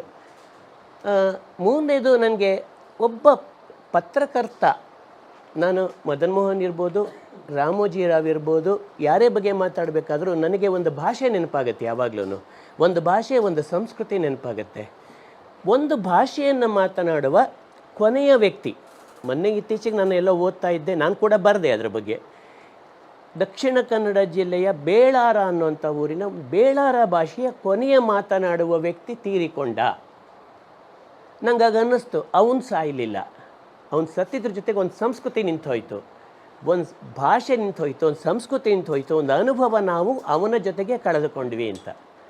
ನನಗೆ ರಾಮೋಜಿರಾವ್ ಆಗಲಿ, ಮೊನ್ನೆ ರಾಜೀವ್ ತಾರಾನಾಥ್ ತೀರ್ಕೊಂಡ್ರು, ಆವಾಗಲೂ ನಂಗೆ ಅನಿಸಿದ್ದಷ್ಟೇ, ತುಂಬ ಸಂಕಟ ಆಗಿದ್ದು ಅದಕ್ಕೇನೆ. ಒಂದು ಸಂಸ್ಕೃತಿನ ಕಳ್ಕೊತೀವಿ, ಒಂದು ಅನುಭವಗಳನ್ನು ಕಳ್ಕೊತೀವಿ, ಒಂದು ಏನನ್ನೋ ನಮ್ಮೊಳಗಿನ ಒಂದು ಶಕ್ತಿಯನ್ನು ಕಳ್ಕೊಳ್ತಾ ಹೋಗ್ತೀವಿ. 2 ಚೇತನೆಗಳ ಬಗ್ಗೆ ಸವಿಸ್ತಾರವಾಗಿ ಹೇಳಿದ್ದಾರೆ, ನಾನು ಹೆಚ್ಚಿಗೆ ಹೇಳೋದಕ್ಕೆ ಹೋಗೋದಿಲ್ಲ. ಮದನ, ನಾನು ಆತನ ಬಗ್ಗೆ ಮಾತ್ರ ಮಾತಾಡ್ತೀನಿ. ಏಕೆ ಅಂತಂದರೆ ರಾಮೋಜಿರಾವ್ ಅವ್ರನ್ನ, ಅವರ ಸಾಹಸ ಸಾಧನೆಗಳನ್ನು ನೋಡಿದ ಪೈಕಿ ನಾನಾದರೂ ಸಹಿತ ಅವ್ರ ಜೊತೆ ನಾನು ಕೆಲಸ ಮಾಡಿರಲಿಲ್ಲ. ಆದರೆ ಮದನ ಅವನ ಜೊತೆ ಸುಮಾರು 50 ವರ್ಷಗಳ ಕಾಲ ಕೆಲಸ ಮಾಡಿದವನು. ನಾನು ಅವನು ಹೆಚ್ಚು ಕಮ್ಮಿ ಒಂದೇ ವಯಸ್ಸಿನವರು. ಮದನಲ್ಲಿ ವಿಶೇಷವಾಗಿ ನಾನು ಗುರುತಿಸಿದ ಗುಣ ಅಂತಂದರೆ ನಿರ್ಭೀತ ಪತ್ರಿಕೋದ್ಯಮ ಅನ್ನೋ ಒಂದು ಪದ ಇದೆ. ನಿರ್ಭೀತ ಪತ್ರಿಕೋದ್ಯಮವನ್ನು ನಾವು ಬಾಯಿನಲ್ಲಿ ಹೇಳಿ, ಭಾಷಣಗಳಲ್ಲಿ ಹೇಳಿ ಮುಗಿಸ್ತೀವಿ ಹೊರತು ಆಚರಣೆಯಲ್ಲಿ ತರೋದಕ್ಕೆ ಕಷ್ಟ ಆಗುತ್ತೆ. ಹಿಂದೂ ಅಂತಹ ಪತ್ರಿಕೆಯಲ್ಲಿ ಹಿಂದೂ ಯಾವ ರೀತಿ ವಿಶ್ವಕ್ಕೆ ಒಂದು ಮಾನವ ಕೊಡುಗೆಯಾಗಿ ಅದು ಸಹಾಯ ಮಾಡಿದೆ, ಅದು ಬೇರೆ ವಿಷಯ. ಹಿಂದೂನಲ್ಲಿ ಸಹಿತ ಬಹಳ ಕಟ್ಟಳೆಗಳಿರುತ್ತೆ, ಕಟ್ಟುಪಾಡುಗಳಿರುತ್ತವೆ. ಅಂಥ ಜಾಗದಲ್ಲಿ ಸ್ವತಂತ್ರವಾಗಿ ಅಭಿಪ್ರಾಯ ವ್ಯಕ್ತಪಡಿಸ್ತಿದ್ದಂತಹ ಒಬ್ಬ ಪತ್ರಕರ್ತ ಬಹುಶಃ ಇದ್ದಿದ್ದರೆ ಆತ. ಮೊನ್ನೆವರೆಗೂ ಅವನು ನನಗೆ ಕಳಿಸಿದ ಮೆಸೇಜು ಸಹಿತ ಇದೆ. 4ನೇ ತಾರೀಕು ಚುನಾವಣೆ ರಿಸಲ್ಟ್ ಬಂತು, ನಾನು ಅವನು ಎಕ್ಸ್ಚೇಂಜ್ ಮಾಡ್ಕೊಳ್ತಾ ಇರ್ತೀವಿ ಯೂಶ್ವಲಿ. 8ನೇ ತಾರೀಕುವರೆಗೂ ಇದೇ ವಿಷಯ ನಾವು ಮಾತಾಡ್ಕೊಂಡ್ವಿ. 9ಕ್ಕೆ ಅವನಿಗೆ ನಿಮೋನಿಯಾ ಅಟ್ಯಾಕ್ ಆಗಿದೆ ಅಂತ ಸುದ್ದಿ ಬಂತು, ಹೋಗ್ಬಿಟ್ಟ. ಅವನು ಕೊನೆಯಲ್ಲಿ ಕಳಿಸಿದ ಮೆಸೇಜ್ ಸಹಿತ ಇಲ್ಲಿದೆ. 2 ಘಟನೆಗಳನ್ನು ನಾನು ನೆನಪು ಮಾಡ್ಕೊಳ್ತೇನೆ. ಬಹುಶಃ ಇವತ್ತು ಕೃಷ್ಣಾ ವ್ಯಾಲಿನಲ್ಲಿ, ಕೃಷ್ಣಾ ಕಣಿವೆಯಲ್ಲಿ ಒಂದೇ ಒಂದು ತೊಟ್ಟು ನೀರು ನಮ್ಮ ಪರವಾಗಿದ್ದಂತಹ, ನಾವು ಉಳಿಸಬೇಕಾದಂತಹ ನೀರು ಬೇರೆಯವ್ರಿಗೆ ಹೋಗಿಲ್ಲ. ಅದಕ್ಕೆ ಒಬ್ಬ ಪತ್ರಕರ್ತ ಕಾರಣ, ಅದು ಮದನ್ ಮೋಹನ. ಪತ್ರಕರ್ತ ಏನು ಆ ರಿಪೋರ್ಟ್ ಮಾಡ್ದ ಆ ಕೃಷ್ಣಾ ಕಣಿವೆಯಲ್ಲಿ, ಅದು ನ್ಯಾಷನಲ್ ವಾಟರ್ ರಿಸೋರ್ಸಸ್ ಕಮಿಷನು ಇವತ್ತಿಗೂ ಸಹ ಎಸ್ ಎ ಡಾಕ್ಯುಮೆಂಟ್ ಕೋಟ್ ಮಾಡುತ್ತೆ. ಅವನ ಕೊಟ್ಟ ಆ ಚಿಂತನೆಗಳ ಆಧಾರದ ಮೇಲೆ ನಿರ್ಣಯ ಬರುತ್ತೆ. ಆದರೆ ಇಲ್ಲಿ ಬರಲಿಲ್ಲ ನಮಗೆ ಕಾವೇರಿನಲ್ಲಿ. ನಾನು ಕೇಳ್ತಿದ್ದೆ, ನೀನು ಕಾವೇರಿ ಬಗ್ಗೆನೂ ಬರೆಯೋ ಅಂತ. ಭಾಳ ಸೂಕ್ಷ್ಮವಾಗಿ ಹೇಳೋನವನು, ಇಲ್ಲಪ್ಪ ನಾ ಕಾವೇರಿ ಬಗ್ಗೆ ಬರೆಯೋಕ್ಕೆ ಹೋಗಲ್ಲ. ಯಾಕೋ ನಿಂಗೆ ಗೊತ್ತಾಗಲ್ಲ ಬಿಡೋನು. ನಾನು ಅವನು ಏನು ಹೇಳ್ತಾ ಇದ್ದವನು ಅದನ್ನು ಮೊನ್ನೆ ಅರ್ಥ ಮಾಡ್ಕೊಂಡಿದ್ದೀನಿ. ಈ ಸಂದರ್ಭದಲ್ಲಿ ಅದು ಹೇಳೋದು ಉಚಿತವೋ ಇಲ್ವೋ ಗೊತ್ತಿಲ್ಲ, ಆದರೆ ಮದನನಿಗೆ ಒಂದು ಟ್ರಿಬ್ಯೂಟ್ ಕೊಡೋಕ್ಕೋಸ್ಕರ ನಾನು ಅದನ್ನು ಹೇಳ್ತೀನಿ. ಮೊನ್ನೆ ಭಾನುವಾರ, ಈಗ 5 ದಿವಸಗಳ ಕೆಳಗೆ ಭಾನುವಾರ ಕಾವೇರಿ ಬಗ್ಗೆ ಒಂದು ಡಿಸ್ಕಷನ್ ಆಗುತ್ತೆ. ಗಾಂಧಿ ಭವನದಲ್ಲಿ ಒಂದು ಕಾರ್ಯಕ್ರಮ ಆಗುತ್ತೆ, ಕಾವೇರಿ ನೀರು ಇತ್ಯಾದಿ ಇತ್ಯಾದಿ. ಎಕ್ಸ್ಪರ್ಟ್ಸ್ಗಳು ಮಾತಾಡ್ತಾರೆ. ಒಬ್ಬರು IPS ಆಫೀಸರ್ ಬರೆದ ಪುಸ್ತಕ ಅದು. ನಮ್ಮ ಪತ್ರಕರ್ತರಾದ ದಿನೇಶ್ ಅಮೀನ್ ಮಟ್ಟು ಸಹಿತ ಅವತ್ತು ಮಾತಾಡ್ತಾರೆ. ಸುಪ್ರೀಂ ಕೋರ್ಟಿನ ನಿವೃತ್ತ ನ್ಯಾಯಾಧೀಶರು ಮಾತಾಡ್ತಾರೆ. ಈ ಸುದ್ದಿ ಕಾವೇರಿ ನಮಗೆಲ್ಲ ಜೀವನದಿ, ನಮಗೆಲ್ಲ ಇಂಪಾರ್ಟೆಂಟ್. ಎಲ್ಲ ಪತ್ರಿಕೆಗಳಲ್ಲೂ ಬಂತು. ಡೆಕ್ಕನ್ ಹೆರಾಲ್ಡ್ ಬಂತು, ಇಂಡಿಯನ್ ಎಕ್ಸ್ಪ್ರೆಸ್ ಬಂತು, ಕನ್ನಡಪ್ರಭ ಬಂತು, ಪ್ರಜಾವಾಣಿ ಬಂತು, ಪ್ರತಿಯೊಂದು ಪತ್ರಿಕೆನಲ್ಲೂ ಬಂತು. ಮಿತ್ರರೇ, ತಪ್ಪು ತಿಳ್ಕೊಬೇಡಿ, ಹಿಂದೂನಲ್ಲಿ ಮಾತ್ರ ಬರಲಿಲ್ಲ. ರಾಜಕಾರಣಿಗಳು ಅವ್ರನ್ನ ನೋಡಿ ಹೆದರ್ಕೊಳ್ತಿದ್ರೆ ಹೊರತು ಇವ್ರು ಯಾವತ್ತೂ ಎದುರಿಸಿದವರಲ್ಲ. ಆದರೆ ಅವರೇ ಹೆದರ್ಕೊಳ್ತಾಯಿದ್ರು. ಯಾಕೆಂದರೆ ಈ ಮನುಷ್ಯನ ಮುಂದೆ ಕೂತ್ಕೊಂಡಾಗ ಏನು ಪ್ರಶ್ನೆ ಕೇಳ್ತಾರೋ, ಏನು ನಾವು ಉತ್ತರ ಹೇಳಬೇಕು ಅನ್ನೋ ಒಂದು ದಾಷ್ಟ್ಯತನವನ್ನು ಮತ್ತು ಆ ವ್ಯಕ್ತಿತ್ವವನ್ನು ಹೊಂದಂಥ ಭಾಳ ಸರಳ ಸಜ್ಜನಿಕೆಯ ವ್ಯಕ್ತಿಯಾಗಿದ್ದರು. ಅಂಥವರು ಇತ್ತೀಚೆಗೆ ಮತ್ತು ಅಗಲಿದ್ರು ಅಂತ ಕೇಳಿದಾಗ ನೋವಾಯಿತು. ಯಾಕೆಂದರೆ ವಯಸ್ಸು ಆಗಿತ್ತು, ಭಾಳ ಎಲ್ಲರಿಗೆ ಆದರ್ಶವಾಗಿದ್ದರು. ಧಾರವಾಡದಲ್ಲಿ, ಹುಬ್ಬಳ್ಳಿಯಲ್ಲಿ ಯಾರಾದರೂ ಅವ್ರನ್ನ ಯಾವುದೇ ವಿಚಾರವಾಗಿರ್ಬೋದು ಕೇಳಿದ್ರೆ ಅದಕ್ಕೆ ನಿರರ್ಗಳವಾಗಿ ಮನಬಿಚ್ಚಿ ಎಲ್ಲ ವಿಚಾರಗಳನ್ನು ಹೇಳ್ತಕ್ಕಂಥ ಸಾಮರ್ಥ್ಯವನ್ನು ಹೊಂದಿದ್ದಂಥ ಒಬ್ಬ ವ್ಯಕ್ತಿ, ಒಬ್ಬ ಪತ್ರಕರ್ತರು. ಅಂಥವರನ್ನು ನಾವಿವತ್ತು ಸ್ಮರಿಸ್ತಾ ಇದ್ದೀವಿ. ಇಬ್ಬರು ಮಾಧ್ಯಮ ಕ್ಷೇತ್ರದ ದಿಗ್ಗಜರ ಕುರಿತು ಈಗಾಗಲೇ ಸಭೆಯವರಾಗಿ ಮಾತನಾಡಿದ್ದಾರೆ. ನಾನು ಈ ಸಂದರ್ಭದಲ್ಲಿ ಒಂದು ಮಾತನ್ನು ಹೇಳಲೇಬೇಕು. 1989-90ರಲ್ಲಿ ಪತ್ರಿಕೋದ್ಯಮಕ್ಕೆ ಕಾಲಿಟ್ಟವನು ನಾನು. 93ರಿಂದ ಸುಮಾರು 99ರವರೆಗೆ ಮದನ್ ಮೋಹನ್ ಅವರ ಜೊತೆ ನಾನು ಕಾರ್ಯನಿರ್ವಹಿಸಿದ್ದೇನೆ ಹುಬ್ಬಳ್ಳಿಯಲ್ಲಿ. ಹಾಗಾಗಿ ಒಂದು 2 ನಿಮಿಷಗಳ ಕಾಲ ಮಾತಾಡ್ತೇನೆ. ವಸ್ತುನಿಷ್ಠತೆ, ಸಾಮಾಜಿಕ ಕಳಕಳಿಯನ್ನು ಧ್ಯೇಯವಾಗಿಟ್ಕೊಂಡು ಹುಬ್ಬಳ್ಳಿಯಿಂದ ಪಾಟೀಲ್ ಪುಟ್ಟಪ್ಪನವರು, ಆರ್ ಕೆ ಜೋಶಿಯವರು, ಧ್ರುವರಾಜ್ ಮುತಾಲಿಕ್ ದೇಸಾಯಿ ಅವರು, ಮೋರೆ ಹನುಮಂತರಾಯರು ಅನೇಕರು ಹುಬ್ಬಳ್ಳಿಯನ್ನು ಕಾರ್ಯಕ್ಷೇತ್ರವಾಗಿಸಿಕೊಂಡು ಉತ್ತರದ ಸಮಸ್ಯೆಗಳಿಗೆ ಬೆಳಕು ಚೆಲ್ಲಿದ್ದಾರೆ. ಆದರೆ ವೃತ್ತಿ ಬದ್ಧತೆ ಮತ್ತು ಪ್ರಾಮಾಣಿಕತೆಯಿಂದ ಕೆಲಸ ಮಾಡಿದವರು ಅಂತಂದರೆ ಹಿಂದೂ ಪತ್ರಿಕೆಯಲ್ಲಿ ಸುಮಾರು 4 ದಶಕಗಳ ಕಾಲ ಕೆಲಸ ಮಾಡಿದಂತಹ ಮದನ್ ಮೋಹನ್ ಅವರು ಅಂತಂದರೆ ಯಾವುದೇ ಅತಿಶಯೋಕ್ತಿಯೂ ಅಲ್ಲ, ತಪ್ಪಾಗಲಿಕ್ಕೂ ಇಲ್ಲ.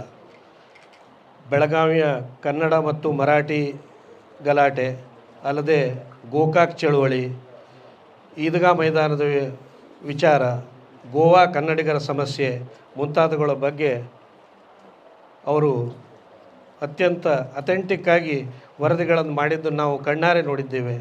ಪ್ರತಿ ವರ್ಷ ಆವಾಗ ವಾರ್ತಾ ಇಲಾಖೆಯಿಂದ ಇಂಟರ್ ಡಿಸ್ಟಿಕ್ ಟೂರ್ಗಳನ್ನು ಕರ್ಕೊಂಡು ಹೋಗ್ತಾಯಿದ್ರು ಅಂತರ್ಜಿಲ್ಲಾ ಪ್ರವಾಸಕ್ಕೆ. ಅವಾಗೆಲ್ಲ ನಾವು ಹುಬ್ಬಳ್ಳಿಯಲ್ಲಿ ಇರೋರೇ ಆಗ ಪತ್ರಿಕೋದ್ಯಮದಲ್ಲಿ ಒಂದು 8ರಿಂದ 10 ಜನ ಇದ್ದರು. ಪ್ರಜಾವಾಣಿ, ಕನ್ನಡಪ್ರಭ, ಸಂಯುಕ್ತ ಕರ್ನಾಟಕ ಬಿಟ್ಟರೆ ಅಲ್ಲಿ ಲೋಕಲ್ ವಿಶ್ವವಾಣಿ, ವಿಶಾಲ ಕರ್ನಾಟಕದಂಥ 4-5 ಪತ್ರಿಕೆಗಳು. ನಾನು ಕನ್ನಡದಲ್ಲಿದ್ದೆ ಆಗ. ಆ ಸಂದರ್ಭದಲ್ಲಿ ನಮಗೆಲ್ಲರಿಗೂ ಸ್ಫೂರ್ತಿದಾಯಕವಾಗಿ ಮಾತನಾಡಿ ನಮ್ಮ ಬೆನ್ನು ತಟ್ತಾಯಿದ್ರು. ಈದ್ಗಾ ಇಶ್ಯೂ ಸಂದರ್ಭದಲ್ಲಿ ನಾನು ಒಂದು ದಿವಸ ಮೊದಲೇ ನಮ್ಮದು ಸಂಜೆ ಪತ್ರಿಕೆಯಲ್ಲಿ ಪ್ರಕಟ ಮಾಡಿದ್ದೆ. CM ಇಬ್ರಾಹಿಂ ಅವರ ಸಾರಥ್ಯದಲ್ಲಿ ಇಶ್ಯೂ ಬಗೆಹರಿತದೆ ಅನ್ನುವಂಥ ಒಂದು ವರದಿಯನ್ನು ಮಾಡಿದ್ದೆ. ಅವತ್ತು ನನಗೆ ಅವರು ಕರೆದು ಬೆನ್ನು ತಟ್ಟಿದ್ರು. ಇದೇ ರೀತಿ ನಮ್ಮ ಧಾರವಾಡ ಜಿಲ್ಲಾ ಪತ್ರಕರ್ತರ ಸಂಘದ ವತಿಯಿಂದಲೂ ನಾವು ಸುಮಾರು ಹುಬ್ಬಳ್ಳಿಯನ್ನು ಕಾರ್ಯಕ್ಷೇತ್ರವಾಗಿಸಿಕೊಂಡು ಕೆಲಸ ಮಾಡಿದಂಥ 100 ಜನ ವರದಿಗಾರರ ಮತ್ತು ಪತ್ರಕರ್ತರ ಒಂದು ಪುಸ್ತಕವನ್ನು ನಾವು ಮಾಡಿದ್ದೇವೆ. ಸುಮಾರು ಉತ್ತರದ ಸಾಲು ದೀಪಗಳು ಅಂತೇಳಿ. ಈಗ 2 ವರ್ಷದ ಹಿಂದೆ ನಾನೇ ಅಧ್ಯಕ್ಷನಾಗಿದ್ದಾಗಲೇ ಅದು ಮುದ್ರಣಗೊಂಡಿದೆ. ಅನಿವಾರ್ಯ ಕಾರಣಗಳಿಂದ ಬಿಡುಗಡೆಯಾಗಿಲ್ಲ ಅಷ್ಟೇ ಹೊರತು ಮುದ್ರಣಗೊಂಡಿದೆ. ಈಗ ಅಲ್ಲದೆ ಮೊನ್ನೆ ನಾವು ಸಂತಾಪ ಸಭೆಯನ್ನು ಮಾಡಿದಾಗಲೂ ಮದನ್ ಮೋಹನ್ ಅವರ ಕುರಿತಾಗಿ ನಾವು ಉತ್ತರ ಕರ್ನಾಟಕದ ಸಮಸ್ಯೆಗಳು ಮತ್ತು ಮದನ್ ಮೋಹನ್ ವರದಿಗಳು ಮತ್ತು ಪಂಚಾಯತ್ ರಾಜ್ ವ್ಯವಸ್ಥೆ ಬಗ್ಗೆ ಅವ್ರ ಕೊಡುಗೆ ಕುರಿತು ನಾವೊಂದು ವಿಚಾರ ಸಂಕಿರಣವನ್ನು ಒಂದು ಮುಂದಿನ ದಿನಗಳಲ್ಲಿ ಮಾಡಬೇಕು ಅಂತ ಮಾಡಿದ್ದೀವಿ. ಅವರ ಭಾಷಣನ ಅವತ್ತೇ ಕೇಳಿದ್ದು. ಕನ್ನಡಕ್ಕೂ ಅವರು ತಮ್ಮದೇ ಆದ ರೀತಿಯಲ್ಲಿ ETV ಕನ್ನಡದ ಮೂಲಕ ಸೇವೆ ಸಲ್ಲಿಸ್ತಾ ಇದ್ದುದನ್ನು ಅವರು ಅವತ್ತು ಪ್ರಸ್ತಾಪಿಸಿದರು. ಅವತ್ತು ವರ್ಷದ ಕನ್ನಡಿಗಾಗಿ ಆಯ್ಕೆ ಆಗಿದ್ದವರು ಡಾಕ್ಟರ್ ರಾಜ್ಕುಮಾರ್ ಅವರು. ಅವರಿಗೆ ಇದನ್ನು ಕೊಡಲಿಕ್ಕೆ ಅವತ್ತು SM ಕೃಷ್ಣ ಅವರು ಅದನ್ನು ಪ್ರದಾನ ಮಾಡಿದರು. ಇಲ್ಲಿ ರಾಮೋಜಿರಾವ್ ಮತ್ತು ಮದನ್ ಮೋಹನ್ ಅವರ ಪತ್ರಿಕೋದ್ಯಮದ ಕುರಿತಾಗಿ ಅಷ್ಟೇ ಮಾತಾಡಿದರು. ರಾಮೋಜಿರಾವ್ ಕನ್ನಡ ಚಿತ್ರರಂಗವೂ ಸೇರಿದಂಗೆ ಭಾರತೀಯ ಚಿತ್ರರಂಗಕ್ಕೆ ಸಾಕಷ್ಟು ದೊಡ್ಡ ಕೊಡುಗೆ ಕೊಟ್ಟಿದ್ದು. ಅವರ ಉಷಾ ಕಿರಣ್ ಮೂವೀಸ್ ಮೂಲಕ ಕನ್ನಡ ಸೇರಿದಂಗೆ ತೆಲುಗು, ತಮಿಳು, ಹಿಂದಿ ಸಿನಿಮಾಗಳು ನಿರ್ಮಿಸಿದ್ದು ಇದೆಲ್ಲ ಇದೆ. ನನಗೆ ಅವರ ರಾಮೋಜಿ ಚಿತ್ರನಗರಿ 400 ಎಕರೆ ಎಲ್ಲಿ ಆರಂಭವಾದಾಗಿನ ದಿನದ ಒಂದು ಘಟನೆ ಮತ್ತು ಆ ಚಿತ್ರನಗರಿ ಆರಂಭವಾದ ದಿನಗಳ ಕಥೆಯನ್ನು ಅದರ ಕಲಾ ನಿರ್ದೇಶಕರಾಗಿದ್ದ ನಿತೀಶ್ ರಾಯ್ ಅವರು ಹೇಳಿದರು. ನಿತೀಶ್ ರಾಯ್ ರಾಷ್ಟ್ರ ಪ್ರಶಸ್ತಿ ವಿಜೇತ ಕಲಾ ನಿರ್ದೇಶಕರು. ಅವರು ರಾಮೋಜಿರಾವ್ ಅವರು ಹೇಳಿದಂತೆ ಹಾಲಿವುಡ್ಡನ್ನು ಮೀರಿಸುವ ಒಂದು ಚಿತ್ರನಗರಿ ಹೈದರಾಬಾದಲ್ಲಿ ಮಾಡಬೇಕು. ಅದಕ್ಕೆ ಎಲ್ಲ ಜಾಗದಲ್ಲೂ ವಿಶ್ವದ ಬೇರೆ ಬೇರೆ ಕಡೆ ಇರುವ ಚಿತ್ರನಗರಿಗಳನ್ನ ನೋಡಿಕೊಂಡು ಬಂದು ಹೇಗೆ ಮಾಡ್ಬೋದು ಅಂತ ಅವರಿಗೊಂದು 10 ಲಕ್ಷ ರೂಪಾಯಿನೂ ಕೊಟ್ಟು ಕಳಿಸಿದ್ರಂತೆ ನಿತೀಶ್ ರಾಯ್ ಅವರಿಗೆ. ನಿತೀಶ್ ರಾಯ್ ಮತ್ತು ನಮಗೆ ಪರಿಚಯ ಹೇಗೆ ಅಂತಂದರೆ, ನಮ್ಮ ಗೆಳೆಯರೊಬ್ಬರು ಬೆಂಗಳೂರಿನ ಪಕ್ಕದ ಬಿಡದಿಯಲ್ಲಿ ಚಿತ್ರನಗರಿ ಸ್ಥಾಪಿಸಬೇಕು ಅಂತ ಅಂದ್ಬಿಟ್ಟು ಅವ್ರನ್ನ ಸಂಪರ್ಕಿಸಿದಾಗ ನಾನು ಅವ್ರ ಜೊತೆ ಇದ್ದೆ. ನಟ ದರ್ಶನ್ ಕೋರ್ಟ್ಗೆ ಹಾಜರಾಗುವ ಸಂದರ್ಭದಲ್ಲಿ ಇಂದು ಚಿತ್ರೀಕರಣ ಮಾಡುತ್ತಿದ್ದ ಕ್ಯಾಮ್ರಾಮನ್ ಒಬ್ಬರು ಆಯತಪ್ಪಿ ಬಿದ್ದು ಪೊಲೀಸ್ ವಾಹನದ ಚಕ್ರಕ್ಕೆ ಸಿಲುಕಿಕೊಳ್ಳುವ ಸಂದರ್ಭದಲ್ಲಿ ಕೂದಲೆಳೆಯಿಂದ ಪ್ರಾಣಾಪಾಯದಿಂದ ಪಾರಾಗಿದ್ದಾರೆ. ನಟ ದರ್ಶನ್ ಕೋರ್ಟ್ಗೆ ಹಾಜರಾಗಲು ಹೊರಟಿದ್ದಾಗ ಕ್ಯಾಮೆರಾ ಹಿಡಿದಿದ್ದ ಕ್ಯಾಮೆರಾಮನ್ ಪಕ್ಕದಲ್ಲಿ ಸಂಚರಿಸುತ್ತಿದ್ದ ಲಾರಿಗೆ ತಾಗಿ ಕಾಲು ಜಾರಿ ಬಿದ್ದು ಪೊಲೀಸ್ ವಾಹನದ ಚಕ್ರಕ್ಕೆ ಬಹುತೇಕ ಸಿಲುಕಿಕೊಳ್ಳುವ ಅಪಾಯವಿತ್ತು. ಆದರೆ ಕೂದಲೆಳೆಯಲ್ಲಿ ಪ್ರಾಣಾಪಾಯದಿಂದ ಪಾರಾಗಿದ್ದಾರೆ. ಈ ದೃಶ್ಯವನ್ನು ತಮ್ಮ ಎಕ್ಸ್ ಖಾತೆಯಲ್ಲಿ ಕರ್ನಾಟಕ ಕಾರ್ಯನಿರತ ಪತ್ರಕರ್ತರ ಸಂಘದ ರಾಜ್ಯಾಧ್ಯಕ್ಷರಾದ ಶಿವಾನಂದ ತಗಡೂರು ಅವರು ಪೋಸ್ಟ್ ಮಾಡುವ ಮೂಲಕ ಯಾವ ರೀತಿ ಪ್ರಿಂಟ್ ಮತ್ತು ಎಲೆಕ್ಟ್ರಾನಿಕ್ ಮಾಧ್ಯಮದ ವರದಿಗಾರರು ಮತ್ತು ಕ್ಯಾಮರಾಮನ್ಗಳು ತಮ್ಮ ಜೀವದ ಹಂಗನ್ನ ತೊರೆದು ಕರ್ತವ್ಯದಲ್ಲಿ ನಿರತರಾಗಿರುತ್ತಾರೆ ಎನ್ನುವುದಕ್ಕೆ ಈ ದೃಶ್ಯ ಜೀವಂತ ನಿದರ್ಶನ ಎಂದಿದ್ದಾರೆ. ಆದರೆ ಮಾಧ್ಯಮ ಮಿತ್ರರು ಕೂಡ ಮನುಷ್ಯರೇ ಹೌದು. ಹೀಗಾಗಿ ಅವರಿಗೂ ಕೂಡ ಕುಟುಂಬ ಪರಿವಾರವಿರುತ್ತದೆ. ಅವರ ಮೇಲೆ ಅವಲಂಬಿತರಾಗಿರುವ ಹೆಂಡಿರು ಮಕ್ಕಳು ಅವರಿಗಾಗಿ ದಾರಿ ಕಾಯುತ್ತಿರುತ್ತಾರೆ. ಹೀಗಾಗಿ ಮಾಧ್ಯಮದ ಸ್ನೇಹಿತರು ದಯವಿಟ್ಟು ತಮ್ಮ ಆರೋಗ್ಯದ ಬಗ್ಗೆ ಮತ್ತು ಜೀವದ ಬಗ್ಗೆ ಕಾಳಜಿ ವಹಿಸಿ ಕರ್ತವ್ಯ ನಿರ್ವಹಿಸುವಂತೆ ಅವರು ಮನವಿ ಮಾಡಿಕೊಂಡಿದ್ದಾರೆ. ಯಾಕಂದರೆ ಕ್ಯಾಮೆರಾ ಅಥವಾ ಕೆಲಸ ಒಮ್ಮೆ ಹೋದರೆ ಮತ್ತೆ ಬರಬಹುದು, ಆದರೆ ಅಮೂಲ್ಯವಾದ ಜೀವ ಒಮ್ಮೆ ಹೋದರೆ ವಾಪಸ್ ಬರಲಾರದು. ಹೀಗಾಗಿ ಪ್ರತಿಯೊಬ್ಬರ ಜೀವ ಕೂಡ ಅಮೂಲ್ಯವಾಗಿದೆ. ಜವಾಬ್ದಾರಿಯುತವಾಗಿ ಕರ್ತವ್ಯ ನಿರ್ವಹಿಸುವ ಮೂಲಕ ತಾವು ಕೆಲಸ ಮಾಡುವ ಸಂಸ್ಥೆ ಅಷ್ಟೇ ಅಲ್ಲದೆ ಸಮಾಜ ಹಾಗೂ ತಮ್ಮ ಕುಟುಂಬದವರಿಗೆ ತಮ್ಮ ಸೇವೆ ಸಲ್ಲಿಸಿ ಎನ್ನುವುದೇ ನಮ್ಮ ಕಳಕಳಿಯ ಮನವಿ.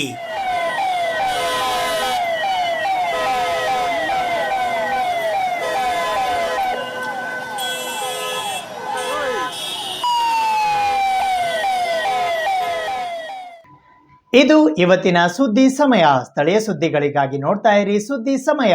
ನಿಮ್ಮ ನೆಚ್ಚಿನ ಸುದ್ದಿ ಸಮಯವನ್ನು ಡೆನ್ ಸೆಟ್ ಬಾಕ್ಸ್ ನ ಚಾನೆಲ್ ಸಂಖ್ಯೆ 746ರಲ್ಲಿ ಪ್ರತಿದಿನ ರಾತ್ರಿ 9 ಗಂಟೆಗೆ, ಮರುಪ್ರಸಾರ ರಾತ್ರಿ 10 ಗಂಟೆಗೆ ಮತ್ತು ಮರುದಿನ ಬೆಳಗ್ಗೆ 8 ಗಂಟೆ ಮತ್ತು 9 ಗಂಟೆಗೆ ವೀಕ್ಷಿಸಬಹುದು. ಇದು SS ಡಿಜಿಟಲ್ ಚಾನಲ್, ಶ್ರೀ ಸುಮಂಗಲಿ ಡಿಜಿಟಲ್ ಚಾನಲ್. ನೀವು ನೋಡ್ತಾ ಇದ್ದೀರಿ ಸುದ್ದಿ ಸಮಯ, ಸ್ಥಳೀಯ ಸುದ್ದಿಗಳಿಗಾಗಿ. ಸುದ್ದಿ ಸಮಯದ ಪ್ರಾಯೋಜಕರು Mahalakshmi jewellers, gold hub, main road, Kalaburagi.